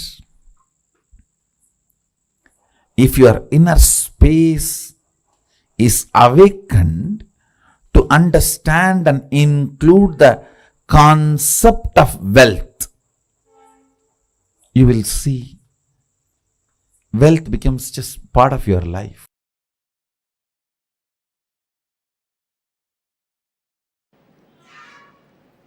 Expansion in life is freedom. Anything which restricts brings bondage and suffering. When I say expansion, I don't mean this expansion. I mean expanding in health, expanding in wealth, expanding in every field is success.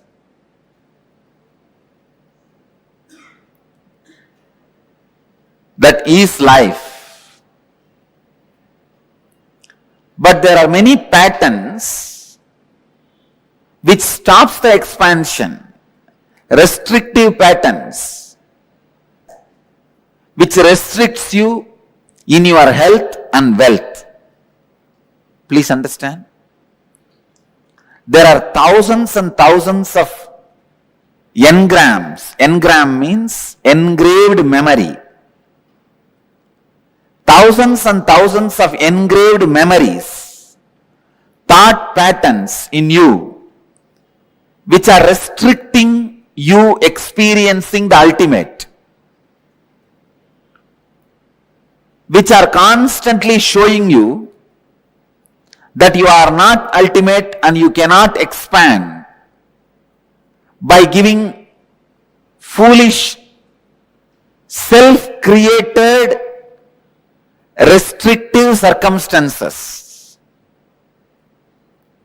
Never ever think circumstances are more powerful than your reality. No. Our reality is more powerful. Our capacity to create the reality is more powerful than any circumstances. Let me define engram. Engram means a memory gets into your system, makes you work in the same way, even if you don't want. For example, you are addicted to smoking or drinking pattern. That engram gets into your system very strongly.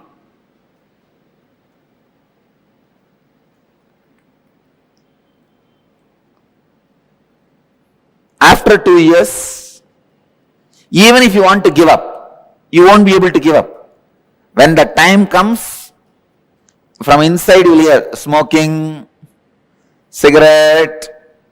When the time comes, from inside you will hear, come on, open the bottle. Simply you can't do anything. Your body will just move. It will open, drink, fall asleep. Next day morning when you are having fight with your spouse only, you will even remember. It is not good for your health. One of the biggest lesson I have learnt from my life and I wanted to share with all of you is, have a strong experiential clarity about you.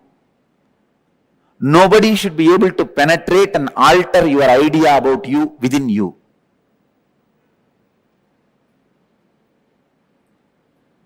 Constantly, if people tell that you are a miser, you are a miser, you are a miser, you are a cheat, you are a cheat, you are a cheat, you should not start believing it. That strong clarity about yourself, if you just have that, that's enough. You won the game of life. Nothing else can protect you other than the clarity about you.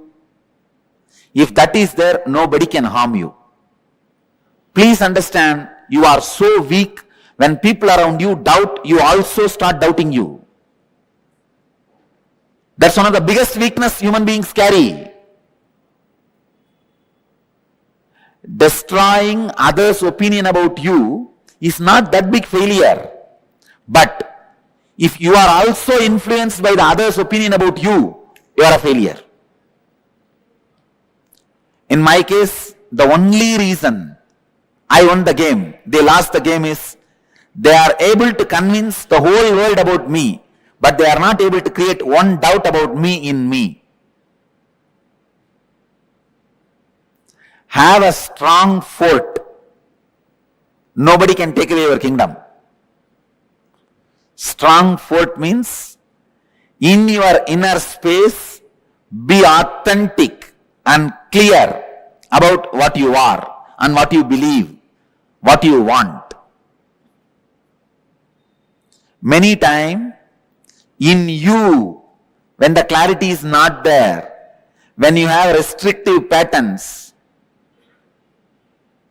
suffering starts for you.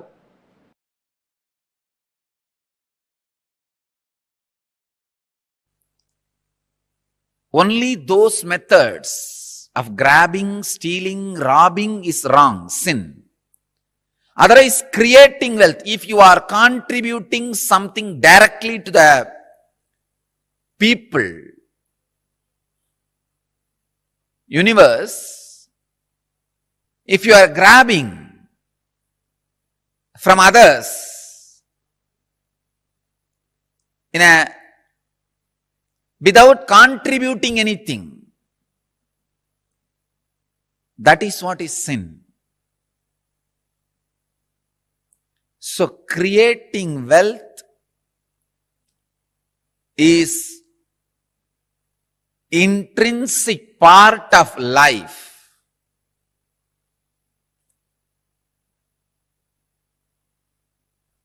Krishna says very beautifully in Gita, Gahano karmano gatihi. The universe by its nature works. If you have at least the goal of creating wealth, you will be creative. Your energy will be channeled properly.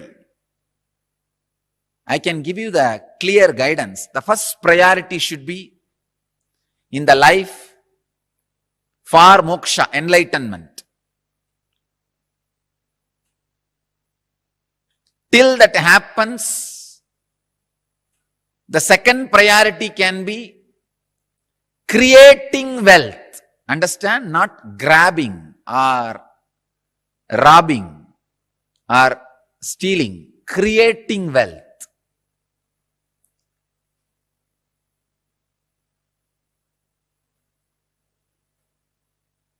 Anything else is a third priority.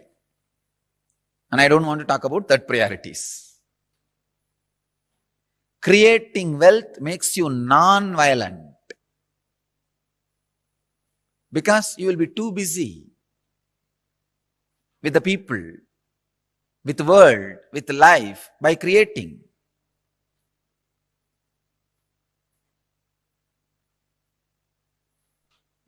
First, remove the guilt about wealth from your inner space.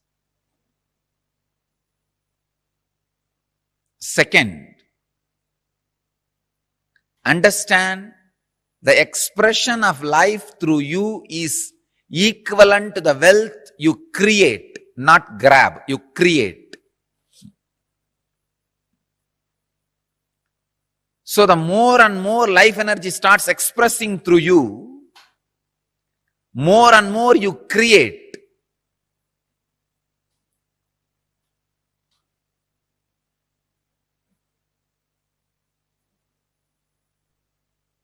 Life energy expression and wealth is one and the same.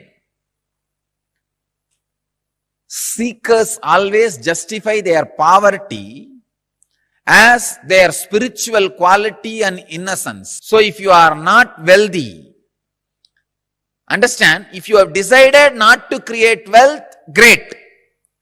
But if you want to create wealth and not wealthy, if you have a greed for the wealth or a desire for wealth and not wealthy, be very clear, you are not a seeker, you are a seeker.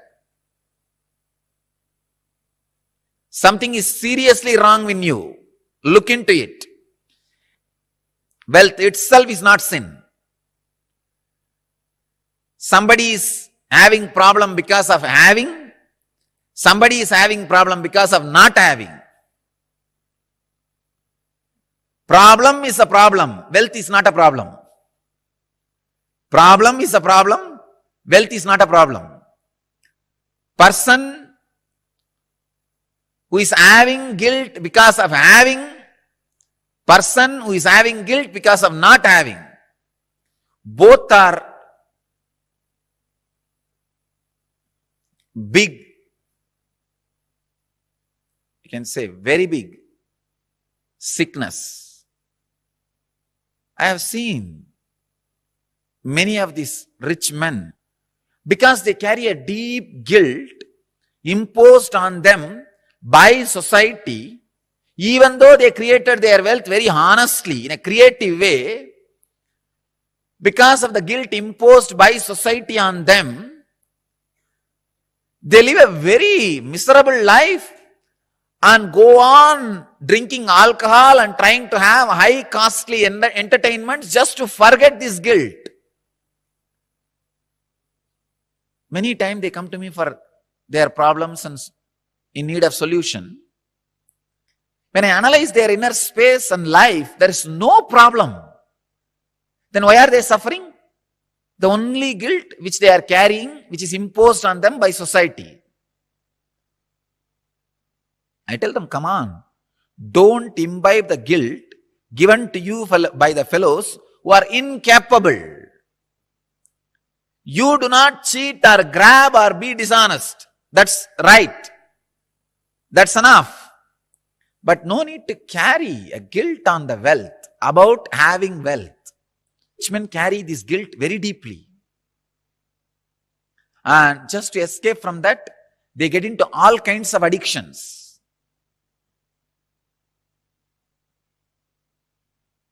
And their life is hell as a fellow who doesn't have money.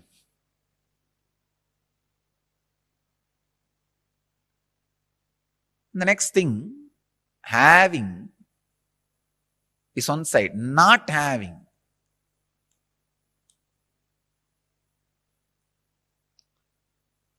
This is a very funny side.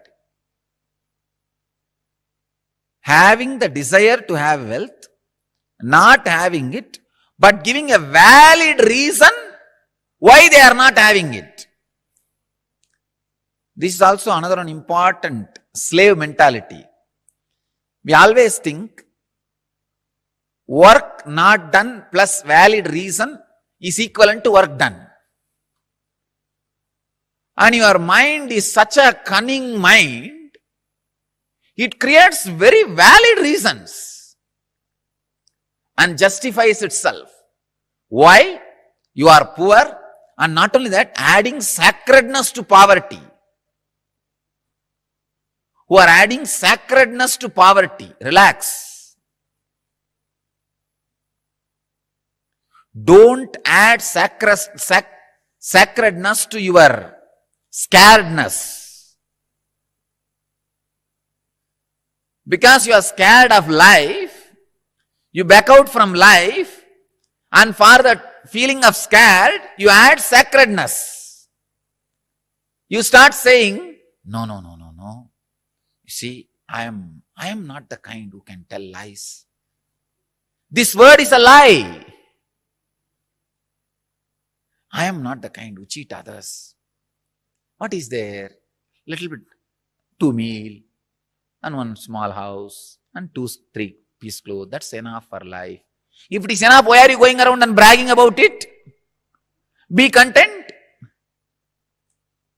The fellows who talk about their poverty being their great quality will not keep quiet, because they are trying to make sacredness out of it. Please understand, as Krishna says, Gahano karmano gadihi. Life's flow is work. If you are not creating wealth, all your work is happening in wrong direction. Your work is happening more in the line of destruction, not in right direction. The integrity, I am telling you from my experience. Now, experience of handling so many worst possible situations in life. Actually, this whole rumors and the problems created around me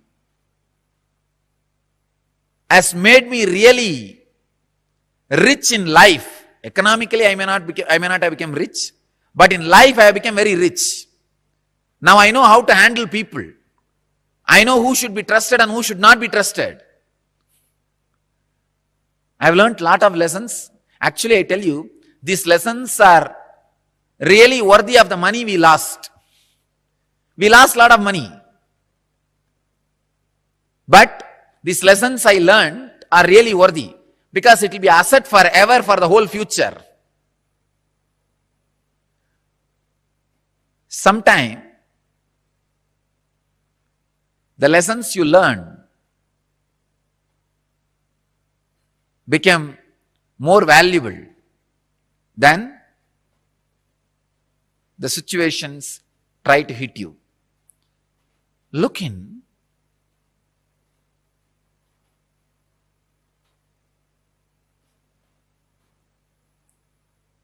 remove the deep hatred for work. See, life is by its nature flow. If you create wealth, at least it will be directed in one line of creativity. If you are not creating wealth, be very clear. One, you will be spending all your time in destroying something, somebody, or you will be spending all your time in fighting with you, in depression. Fighting with your own self.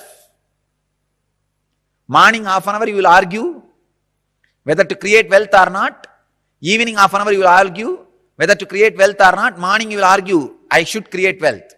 Evening you will argue, no, I should not create wealth. And night you will fall asleep. Between the morning and evening, again, you will be spending time in eating. That's all. After 20 years, what you have done? No, I debated morning whether to create wealth or not. The side of creating. In the evening, debated for not creating. Finally, nothing has happened. Life is wasted. That's all. Not having wealth is a wrong mental setup. Awaken the creativity in you. Remove the hatred for work, creativity.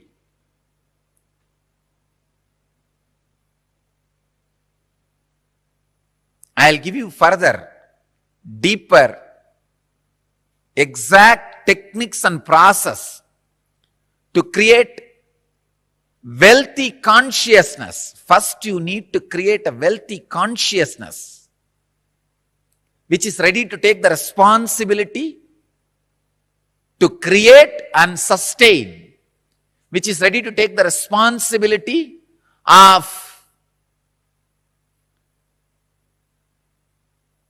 being creative. For being creative, you need to take many responsibilities. It doesn't happen like a breeze. Even if the breeze happens, you need to be responsible to keep your doors open for the breeze to blow through you, flow through you.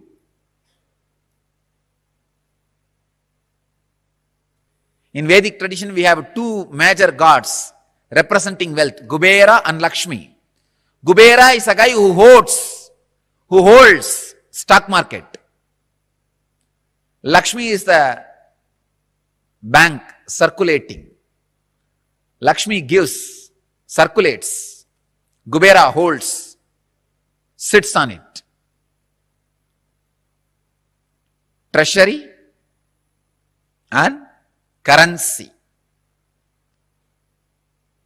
We have another two dimensions of wealth in Vedic tradition. Sanganidhi, Badumanidhi. Understand? Badumanidhi means flowered wealth, like a lotus, created. Sanganidhi means conquered wealth. Flowered wealth, conquered wealth. Conquered wealth is not robbed wealth. Please understand.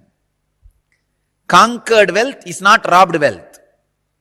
It is not like a Gajni Muhammad coming to Somnath temple and robbing the whole temple, grabbing all the gold and taking it away. No, that is not Sanganidhi. Sanganidhi is conquered from the natural sources. Badmanidhi is made to flower from natural resources.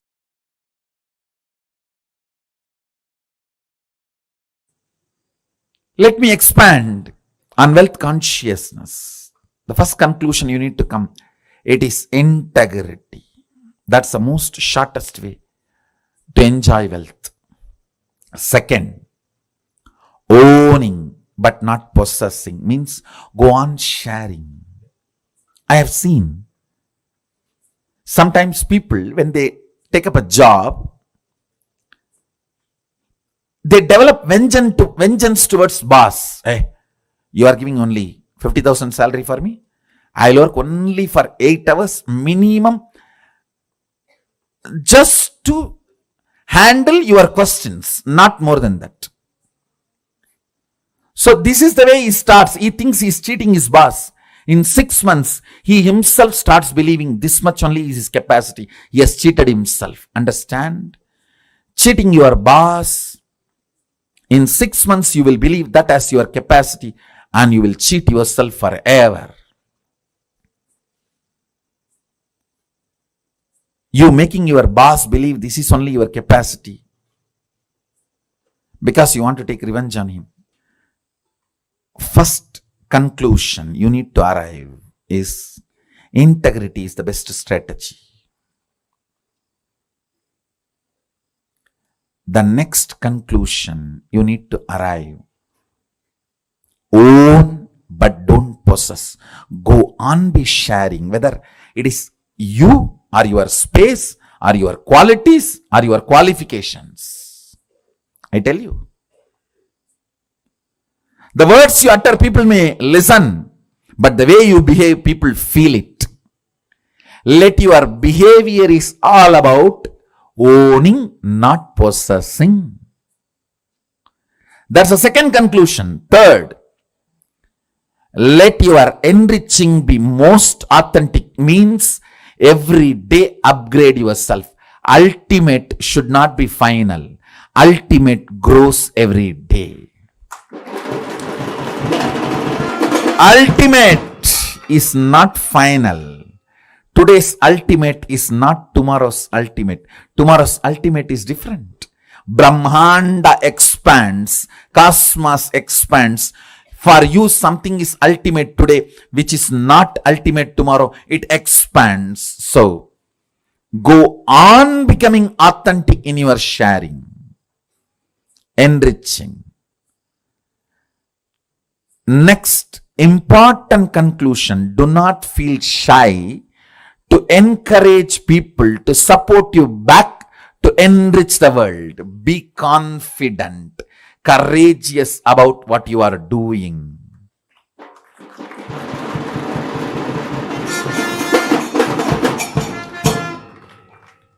Don't be meek, weak.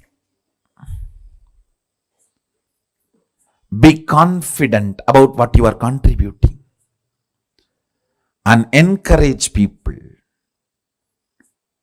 to contribute back to them so you can continue to contribute. You can keep this Dharma Chakra alive. That's all. Just these 4 conclusions arrive. Now, one good news I have for you is our Vedic masters, Vedic rishis, Vedic visionaries, starting from Sadashiva, they have mastered a science to bring these highest thought currents and ignite your inner space through certain rituals and processes. That's what we call Homa and making Aushadha. Understand?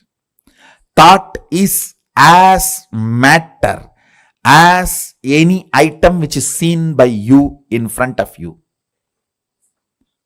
Please listen. I am repeating. A thought current is as matter as the mic, camera, TV, and all the items you are seeing in front of you. If this hand key can be given to you, a thought current also can be given to you. Our Vedic visionaries have mastered the science of bringing a thought current and infusing it into the people. It is called initiation. They mastered this science. It is possible. It is reality. There is no placebo effect range. Understand? There is something called placebo effect. Any doctor gives any medicine, 40% of the patients will be cured. That's called placebo effect. The effect of this initiation is not the placebo range. It is undeniable.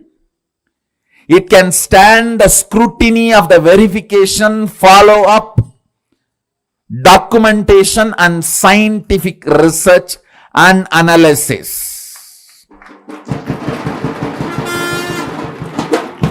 It is not placebo effect range. Understand, our masters have mastered the science of making the thought current come in a space through yajna, means the thought current from the space will be brought into the air through the mantras and into the fire through the offerings, into the water in the kata pot and sprinkled on you, and into your mind through that water being sprinkled on you. The Dhanagarshana Bhairava Homa, the thought currents of awakening wealth consciousness in you, deciding to be ferocious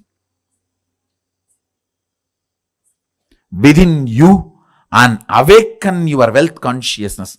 Ferociousness is not anger. If you feel society has cheated you, you are angry about the wealth, you will never manifest wealth. Ferociousness is different, anger is different. Kala Bhairava, Dhanagarshana Bhairava is ferocious but not angry. Understand?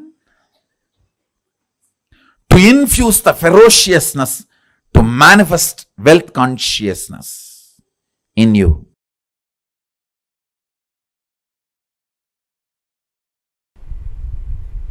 Once I asked my grandfather,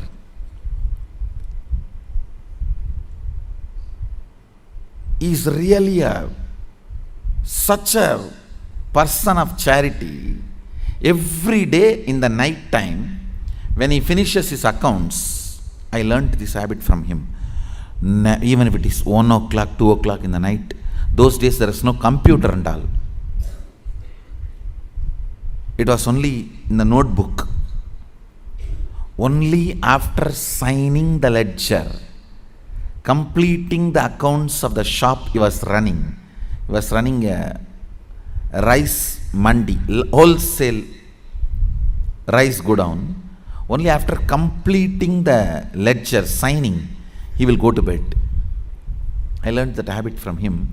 And the most important thing, he had a box. On that box, there will be a board called Magame Bandu. Means 10% of his net income, he will put it in that box every day.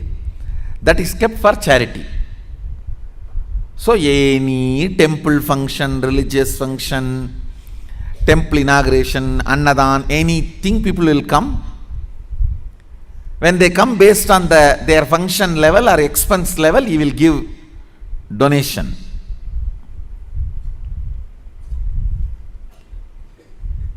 Once I asked him, what is the use of giving money like this, donations like this? He said, the result of giving donations like this is more people will come to receive donations. That's all. Understand? Reward for wealth is more wealth, reward for love is more love, reward for work is more work, reward for charity is more charitable, more charity opportunities. Reward for integrity is more integrity.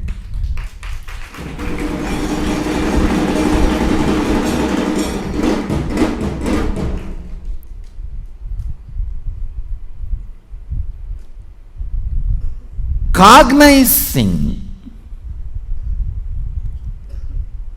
the joy integrity brings in you, the powerfulness you experience through integrity, cognizing integrity is the ultimate no blind spot shrewd strategy for life. As I said, your plans are two cunning strategy. Integrity is three cunning strategy. Mukkan strategy.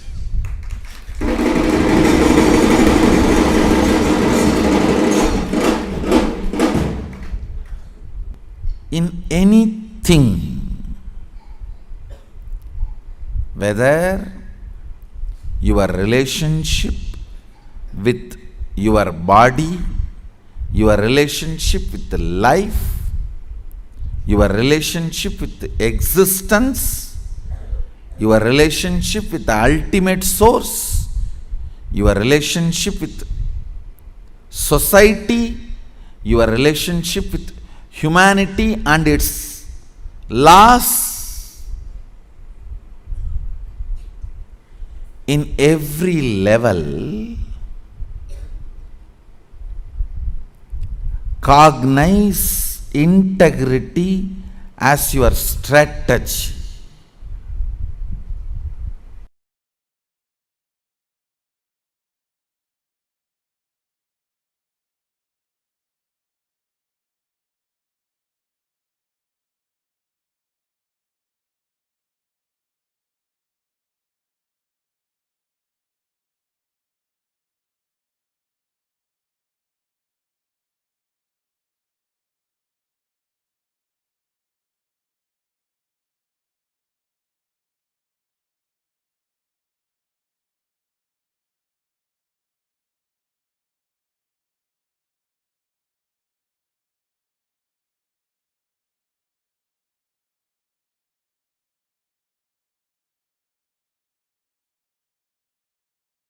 Understand the word, the luxury of simplicity.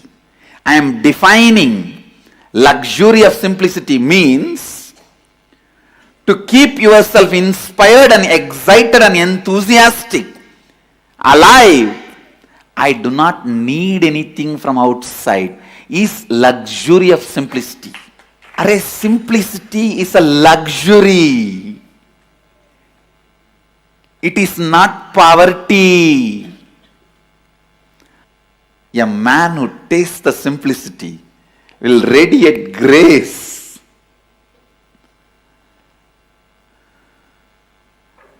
The luxury of simplicity, it's a property of Mahadeva.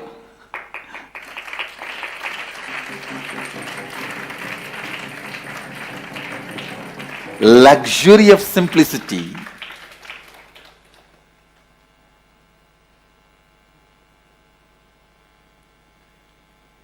The ability to be constantly inspired, excited, alive, radiating.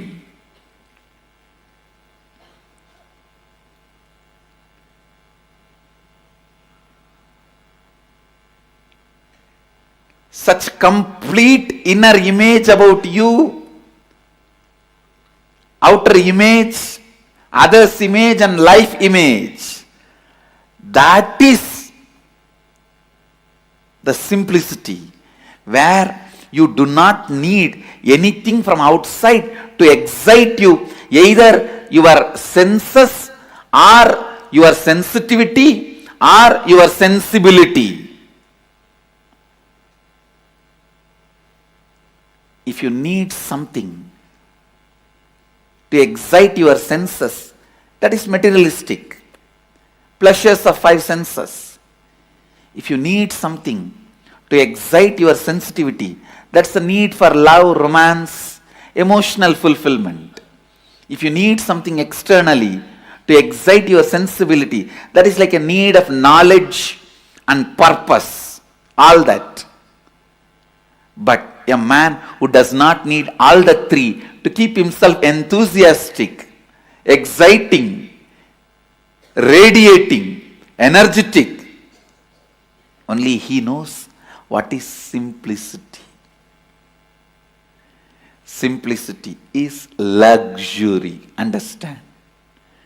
Neither these few pillows nor this throne can take away that luxury of simplicity from me. Understand? Simplicity is not as you understand poverty based, it is a spiritual based.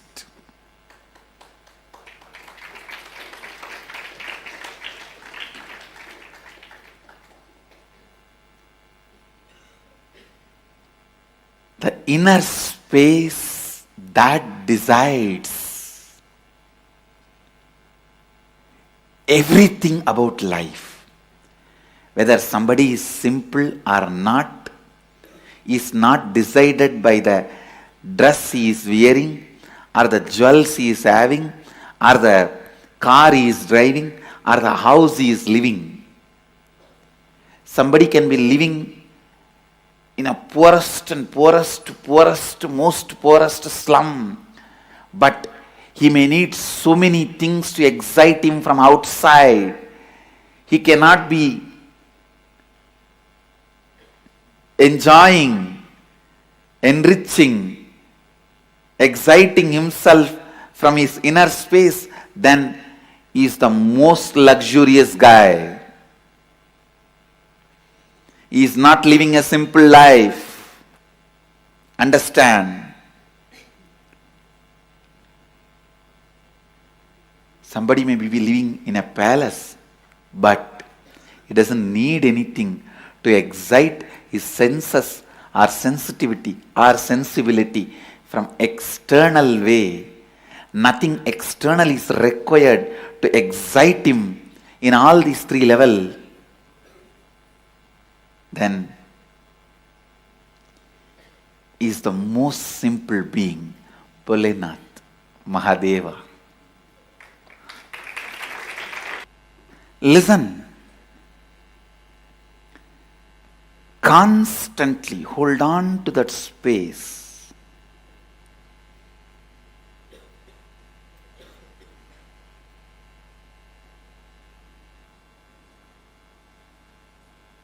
You are Mahadeva, Shivoham,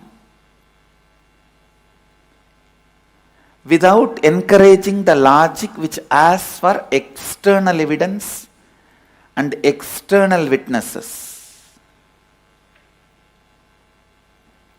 Instead, in the first, start building internal evidences and internal witnesses.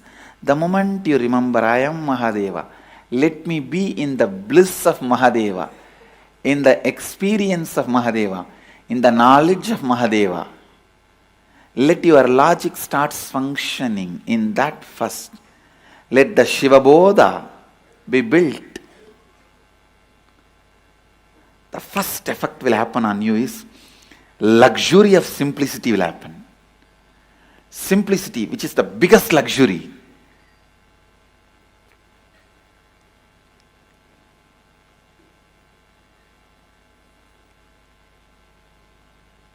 When I decided to come to the planet Earth, the first thing I packed and kept under my arms, without forgetting or without leaving the responsibility to somebody else.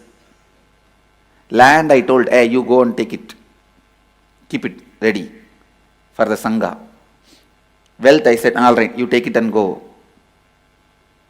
So many things, strategy, so many things I sent it through so many people and told them, hey, go and keep all the things ready. But one, I myself kept it under my arms without leaving it to anybody, is luxury of simplicity. Understand? This one property, I did not leave it to anybody. I did not leave that responsibility to anybody. Because this is the most important property I need. Whether in my thinking, or being, or words, lifestyle, teaching, in everything, this one quality, luxury of simplicity, will be underlying current.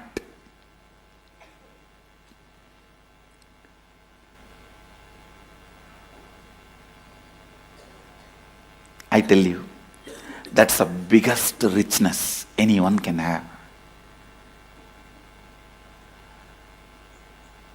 The ability to be never dependent on anything. ability to be never dependent on anything.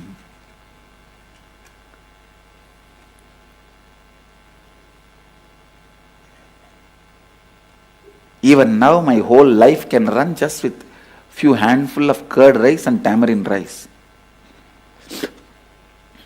That also I am not dependent on it.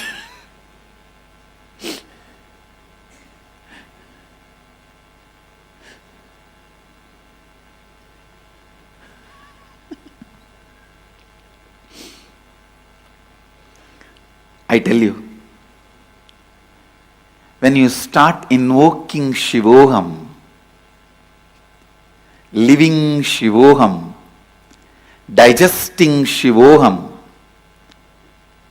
breathing Shivoham, the first internal witness and evidence which will start getting built is luxury of simplicity.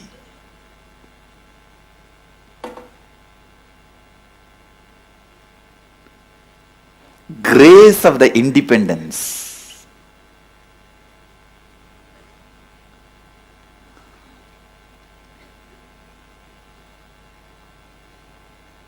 The grace of the independence. The people who don't know what is simplicity, those stupid fellows are telling, I am not simple. I really wanted to tell you guys, even contemplating Shivoham will start creating the luxury of simplicity in you. Start developing that internal independence, the richness, luxury of simplicity.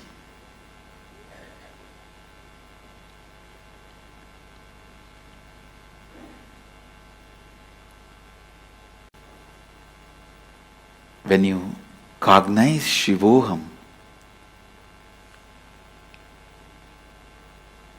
the luxury of Kundalini happens in you.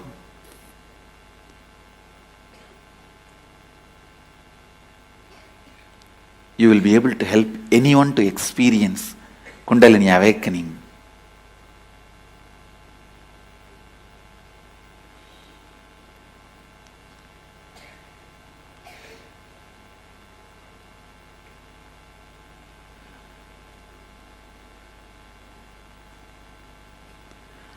Only the person who knows the luxury of simplicity can be Tyagaraja.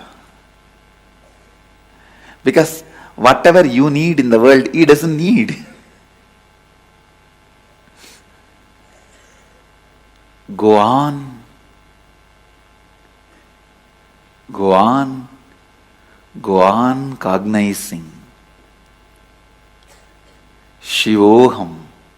Shivoham, Shivoham.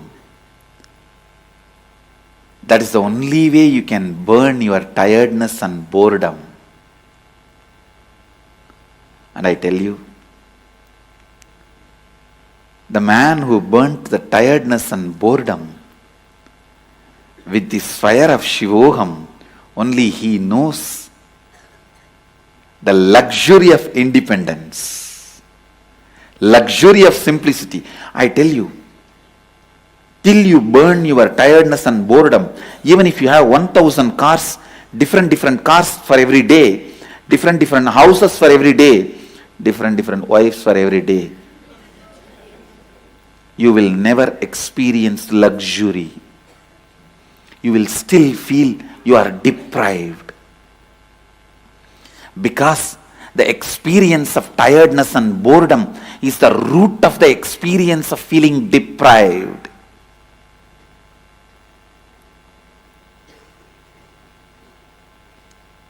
If you can be bored, not 1,000 car, even if you have 1 million car, you will be bored.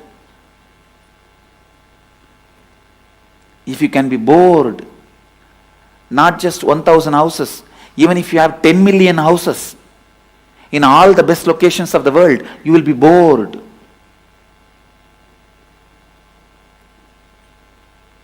So first, burn that pattern of getting tired and bored with this fire of Shivoham. That's the only fire which can burn the pattern of getting tired and bored. The moment you liberated yourself from the pattern of getting tired and bored, I tell you, you know the luxury of simplicity. You are ever enthusiastic, ever enriching, ever excited, ever enlightened.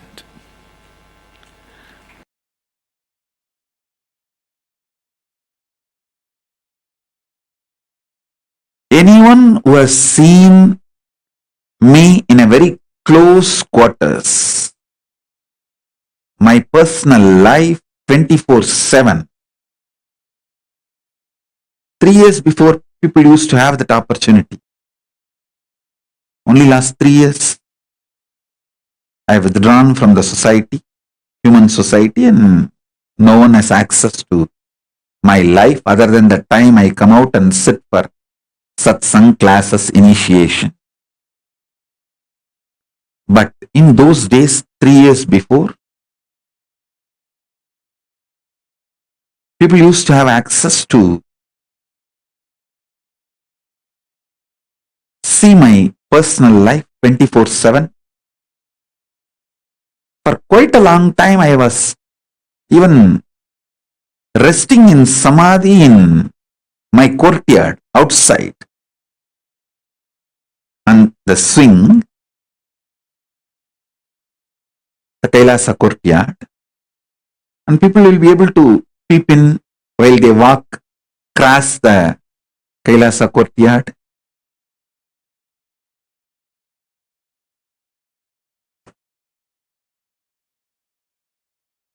Day and night, anytime. People who had access to my personal life 24/7 knows very clearly how the system I am using, body and mind, is eternally, intensely, continuously inspired, excited, hardworking, alive, awake. That is why even now many people try to find out in which time zone I am in. They are not able to find out because anytime I come to the session, I am fresh. Body is alive, no yawning, no tiredness. This fully alive. So you can't gauge my biological clock. You can't gauge what time I am sleeping, what is my daytime, what is my night time. You can't gauge. You can't gauge based on my body language and my body, the time zone I am in. Because I am alive 24/7. No tiredness, no yawning, no symptoms of anything related to biological clock. I tell you,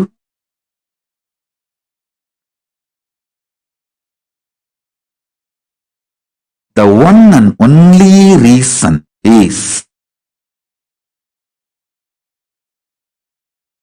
using consciousness as fuel.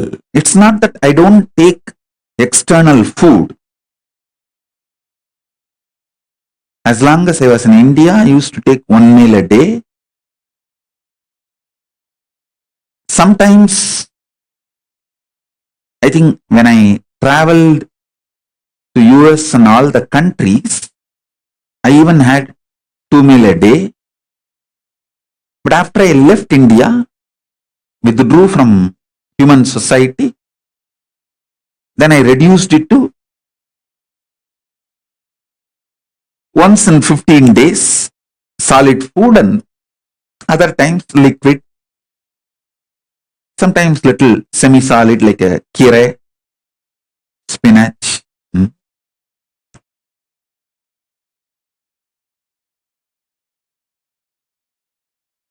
So nowadays, during the Maheshwara Puja, I take solid food.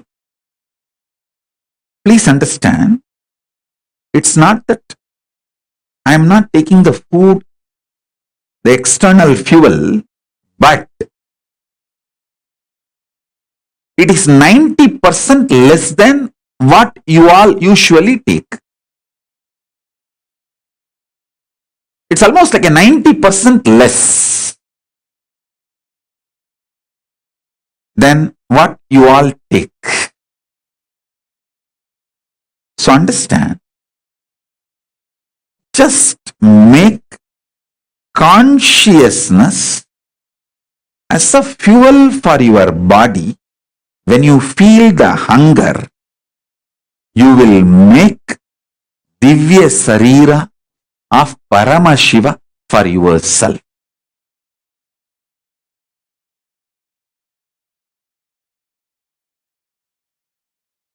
I tell you, freedom is knowing you can manifest the life you want just like that. I'm defining freedom. Freedom is knowing you can manifest the life you want just like that. Actually, you are free. You can manifest the life you want just like that. Why don't you understand? I am the living example. I want to stand on the top of the world and scream, which I am literally doing now. Standing on the top of the world, KAILASA, and screaming, "Oh human beings, because you have a consciousness, which is my own reflection, you are all free and you are all empowered to manifest the life as you want. Anything else, all other alternative beliefs you are carrying, your impossibility, everything is the brainwashing done to you for the people, by the people who are planning to exploit you. Dun, dun, dun, dun, dun, dun, dun, dun. This is exactly what to do. Anyone makes you feel you can't manifest the life you wanted is planning to exploit you. I tell you, your SDHD really does not matter. Your conscious decision matters. For example, I give you an example. Somebody, he decides today onwards, I will consciously surrender myself to Paramashiva and manifest Paramashiva in me. Then naturally self-doubt and hatred and denial, self-doubt, self-hatred, self-denial will wake up and say, what are you talking? You, Paramashiva? Paramashiva means he is a creator, destroyer, liberator. He does all the 5 action. He creates, he maintains, he destroys, he pulls out of depression, illusion, and he liberates. How can you be Paramashiva? That your self-hatred, self-denial,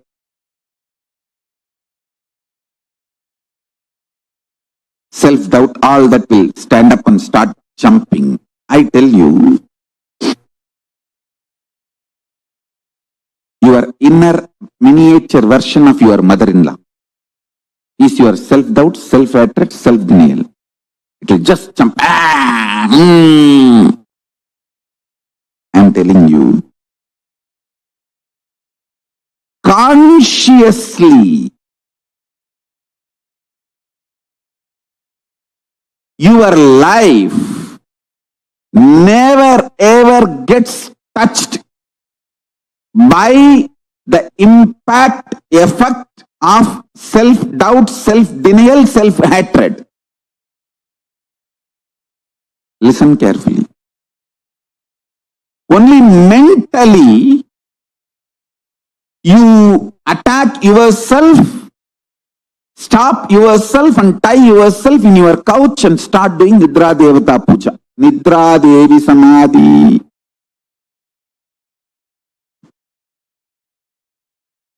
Listen.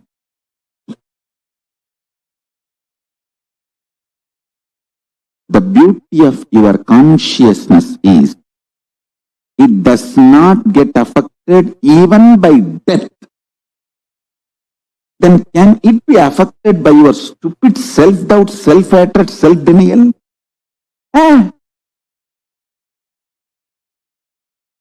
Loser. Lusani.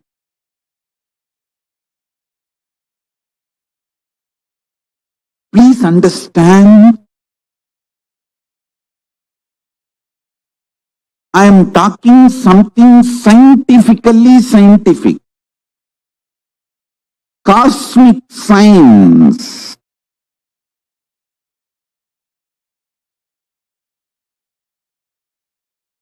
Your existence, what you feel as you consciously,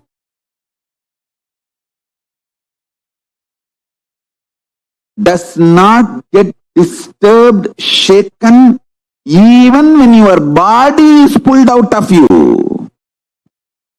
When your mind is pulled out of you, it doesn't get shaken by anything being pulled out of you. Listen, I am not brainwashing you. Keeping Mahadeva, Paramashiva as a witness, I am revealing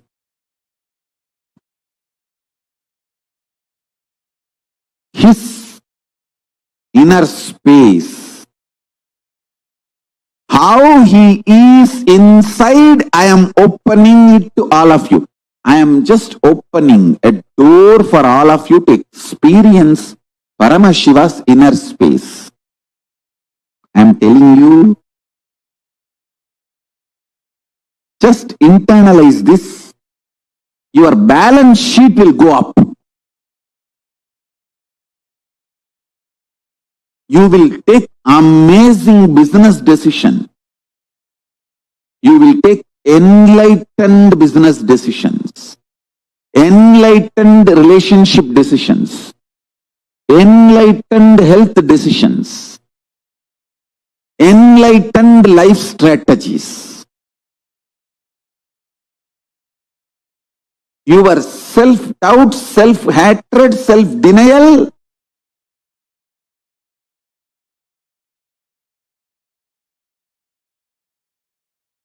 does not impact you.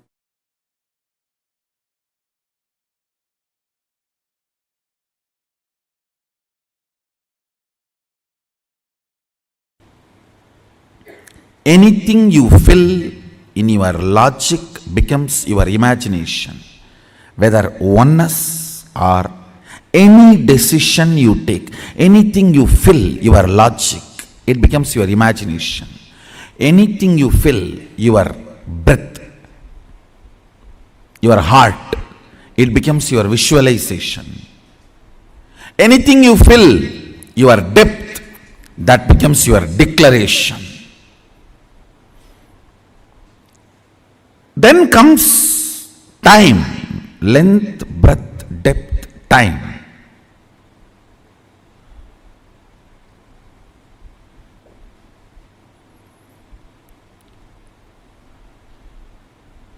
Only anything becomes part of your space can be ever yours.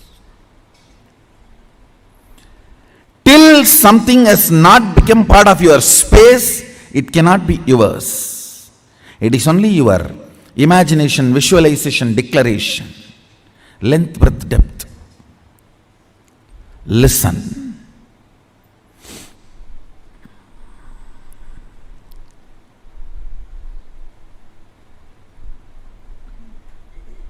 I made a statement, ferociousness breaks the time layer, removes tiredness, depression, boredom associated to length, breadth, depth, and makes anything as your space. The example story I gave, Bhishma. Understand? Two incidents I gave. In my life, one day I missed the morning Mangalarati in Ramakrishna Mutt. Mutt has a beautiful routine. Early morning, during the summer it is 4 o'clock and during the winter it is 4:30. The morning Mangalarati, everyone has to come and sit and do the spiritual routine. One day I missed the morning Mangalarati because I overslept. I did not do the cute analysis. Oh, what is the pattern? What must be the reason I overslept? I did not do all that cute diagnosis analysis. It was a ferocious decision. I think we should stop sleeping, that's all.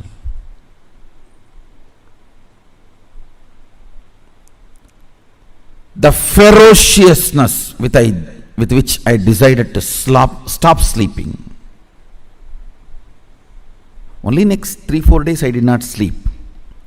But the ferociousness was powerful enough to open my time layer. My decision to be in Mangalarati moved from length, imagination, breadth, visualization, depth, declaration to the space. Time opened up. And after that, not only I never missed Mangalarati, never sleep was a voting component of my life.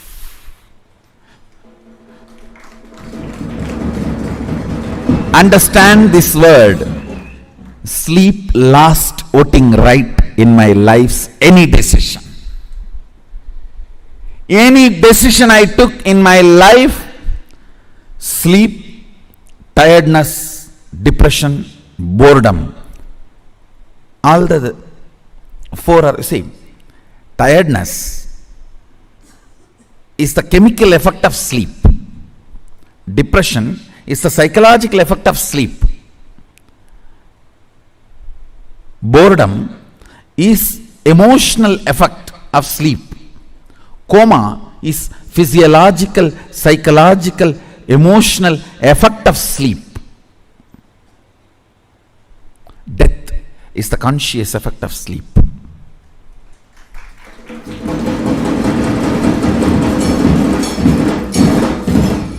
After that day, no decision could be influenced.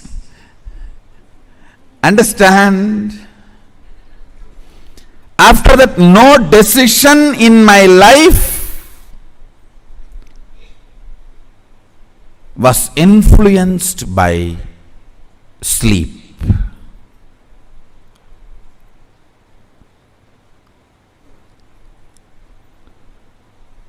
The story of Bhishma.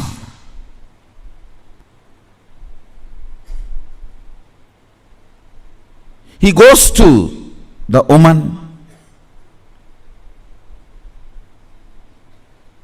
Santanu has fallen in love. Actually, he is going to pick up a girl for his father. That itself was not usual in Vedic tradition. And she expresses the fear that my son will not be a king. So I don't want to marry your father because you will be the king. Even if you don't become, your son will fight for the throne. See the ferociousness with which he handles the problem. He is not saying, don't worry, I will not fight, I will make sure my son does not fight. No!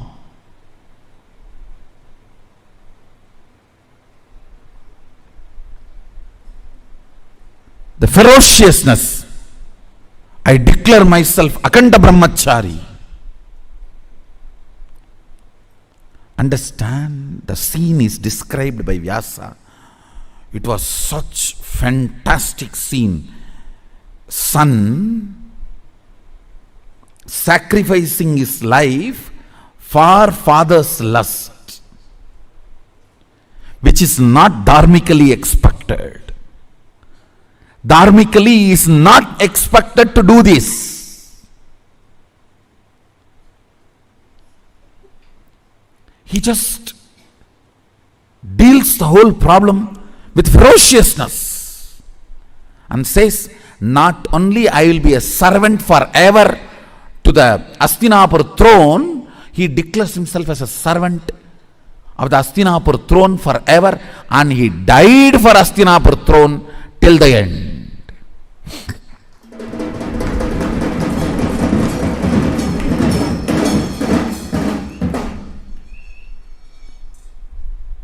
Understand? He dropped his body to protect Hastinapur throne. The last act he did, giving all the spiritual and dharmic strength he had to Dharmaraja, now he is Hastinapur throne head. Before he left the body, he made sure the right person is in the Hastinapur throne, Yudhishthira, and he infuses all his best things, Vishnu Sahasranama, and the system to rule. Both he gives to Yudhishthira. I don't know how many of you know, Vishnu Sahasranama was chanted by Bhishma on deathbed. On arrow bed, he chanted, and he gifted the great spiritual principles, the principles of administrating a country through a spiritual way, and gave literally everything to Hastinapur throne and left the body. Listen. See, in our Puranas, every incident and the boon and the whole story you need to connect and see. Only then you will understand the principles. He declares with all the ferociousness, no more sex. I am a brahmachari, Aganda brahmachari. Understand the ferociousness. Time opens. Listen, whenever something happens on the planet Earth, when the time layer opens, the gods and goddesses shower the flowers. Any incident you read, Devatas were showering the flowers, that incident will be directly related to opening of the time. What is opening of the time? Your vow or the decision is from space, not restricted by time. Understand? Something is imagination, visualization, declaration, if it is bound by time. The same thing, if it is not bound by time, it becomes your space.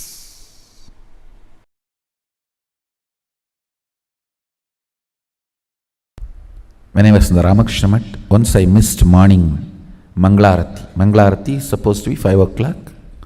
I missed Manglarati. I did not try to find out what is the reason, what must be the pattern, I should complete with it. No QTPI analysis. No.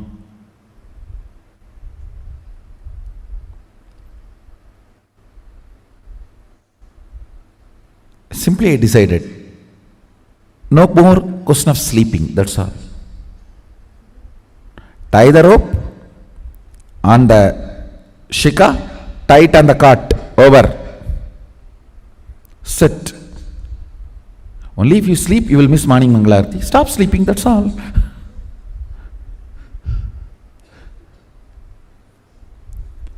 The ferociousness was such. My body and my mind, both of them know, if I decide, I decide. They just obey me if they want to live with me. Understand, both of them know, they simply obey me if they want to live with me. Never again ever I missed my morning Mangalarati. It's not that I completely stopped sleeping. Maybe next few days I didn't sleep. But the body and mind learnt the lesson. This guy cannot be bent. He cannot be bent. You simply have to listen to him. You simply have to obey him. If you want to live with him.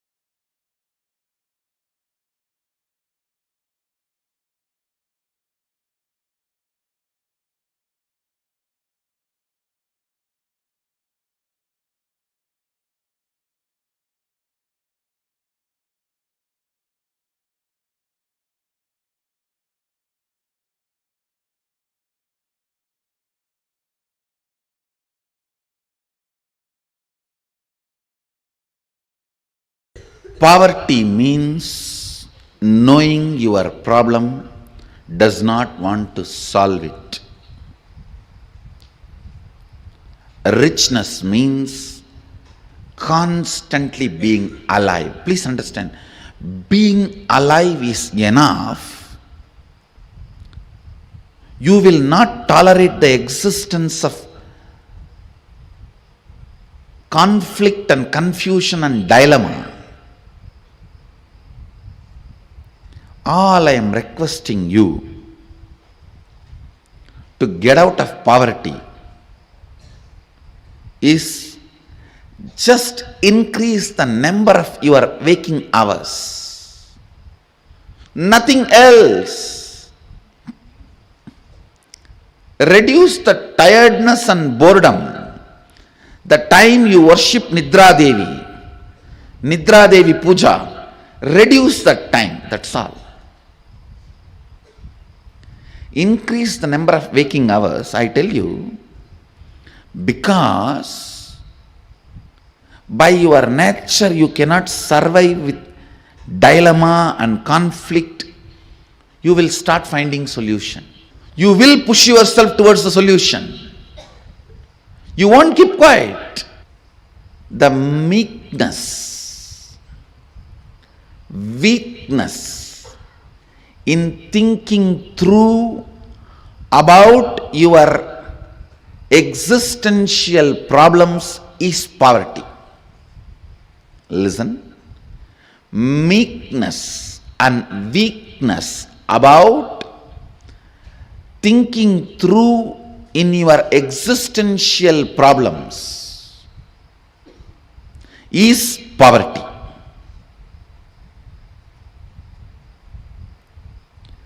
Poverty is nothing but resistance to life.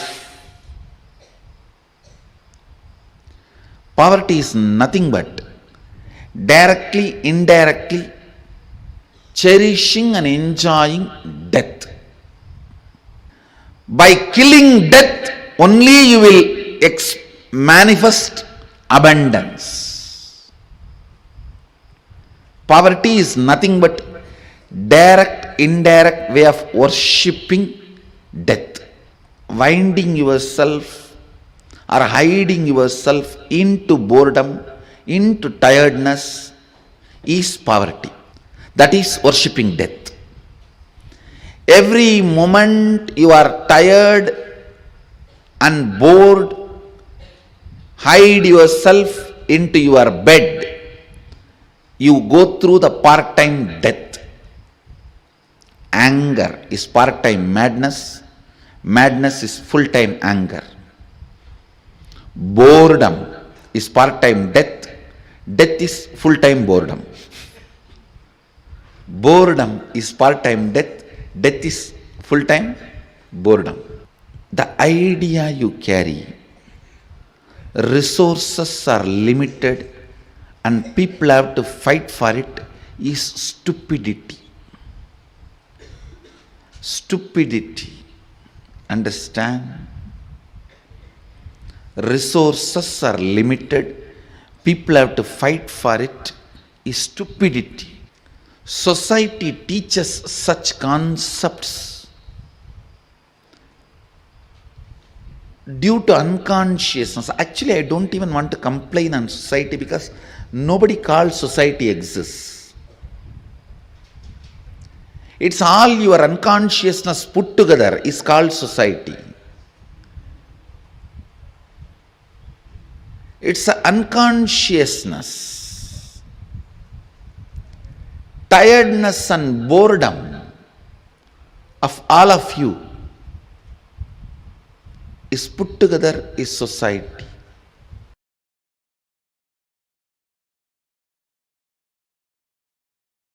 Understand? Eschatology of the West is ontology of Paramashiva Jnana. Many things falls under eschatology as per the binary logic, falls under ontology as per the multidimensional logic.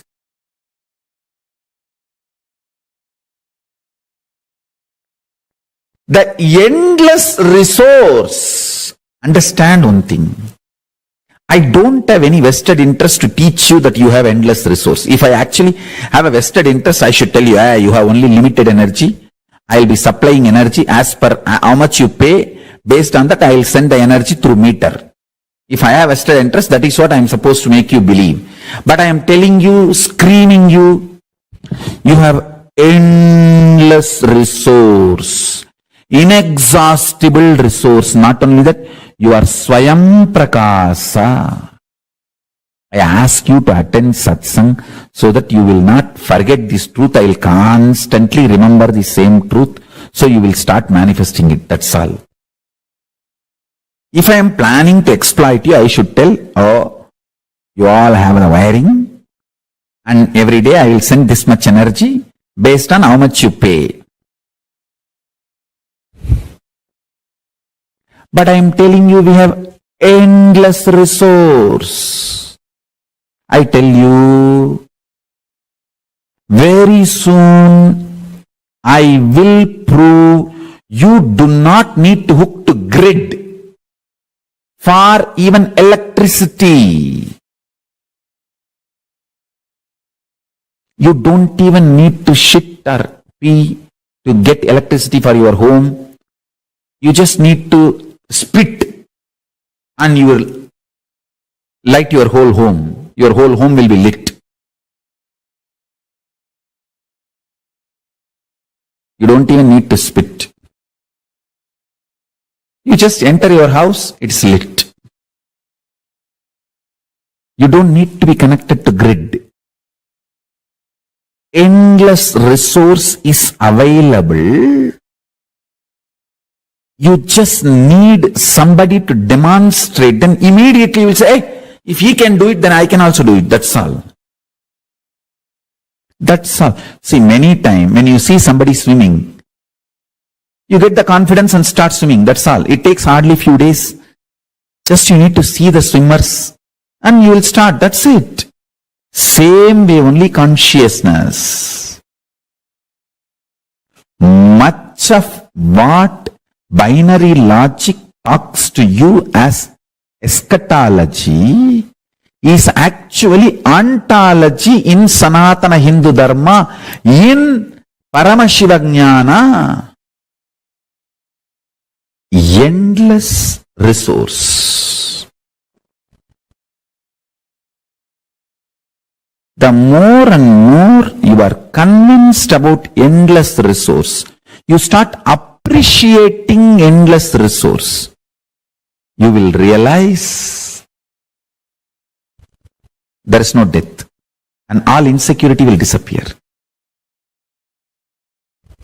Understand, my whole work is liberating human beings from this idea of limited resources only available. No. Endless resource energy is available. Humanity does not need to be stuck with the idea resources are limited. Resources are unlimited. When you understand that, you will start appreciating the existence. Because the concept of richness and poverty will go through havoc. Largest earthquake. Actually, with the grace of Paramashiva, soon one day I will prove these three statements, even to the people of binary logic. Endless resource is available. It's available inside you. And you can just like that casually start manifesting and using it. The day I establish this to a binary logic people, that day there will be a huge earthquake for the concept of poverty and richness. The whole idea of poverty and richness will be shaken. Because when there is an endless resource, where is the question of poverty? And where is the question of superiority because of richness? Where is the question of rich people declaring their supremacy over the universe, over the planet Earth, over everything available? Rich people declaring supremacy is the worst racism on the planet Earth. Rich people declaring supremacy over the poor people is the worst racism on the planet Earth.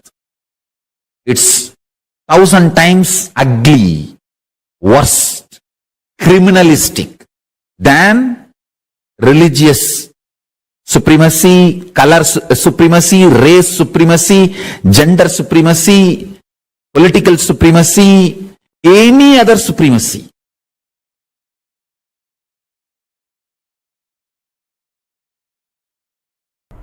If you have complex understandings, you will not have complex problems.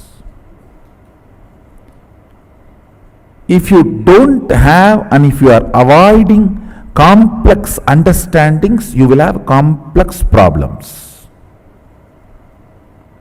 Decide whether to put your energy towards the understanding and problem-free life, or avoid putting energy towards understanding and live with problems. In any field, if you want to be successful, You need to put little your time and energy to understand the logic of that field. Even to operate a cell phone, you need to pick up the cell phone, understand where is the number, how to press and all that, and where to keep. You can't keep it somewhere and talk. You have to keep it in your ears and near the mouth. Now you need to understand the logic.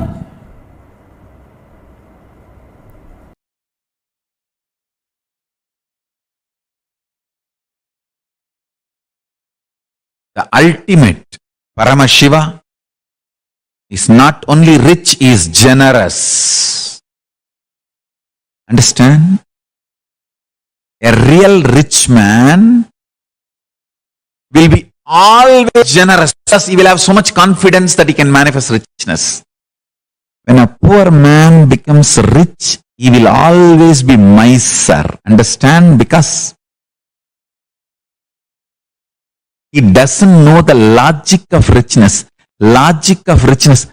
Richness can continue to exist as richness only if you allow your currency to be current.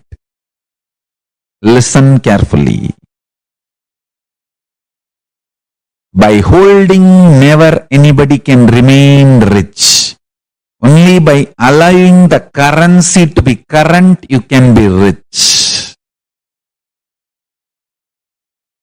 Poor man who does not understand the existential principles of economy, existential economic principles, remains as miser after becoming rich. A real rich man understands it is generosity keeps the richness alive as rich, not being miser. Paramashiva knows, and he is the source of this existential principles about economy, existential economic principles. He is not only rich, generous. Paramashiva Jnana is available to the whole world. Just map it to your consciousness. What do you want? And start manifesting. Start manifesting. That's it. That's it. I tell you.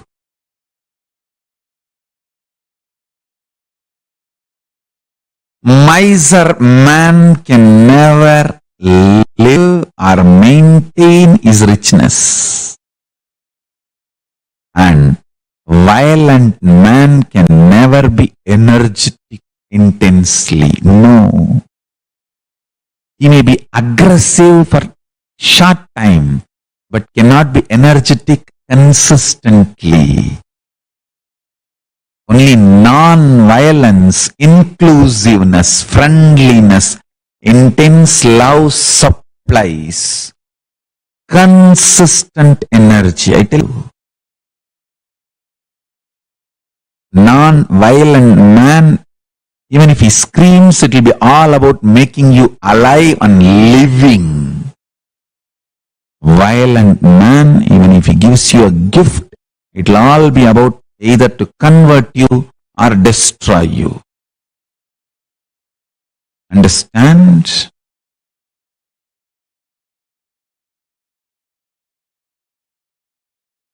Non-violence may sometimes make you aggressive, but will never supply constant energy.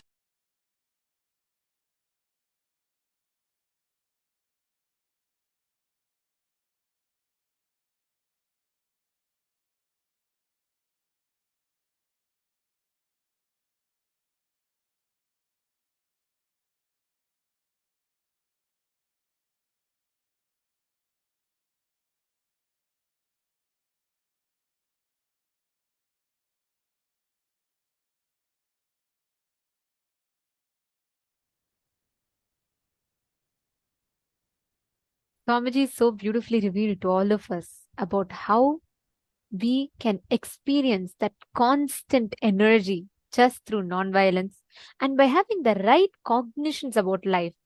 right from revealing to us the various different thought currents for us to manifest wealth, to taking us to understand what are the restricting patterns for wealth. Today, we have learned some of the most important and beautiful aspects, isn't it?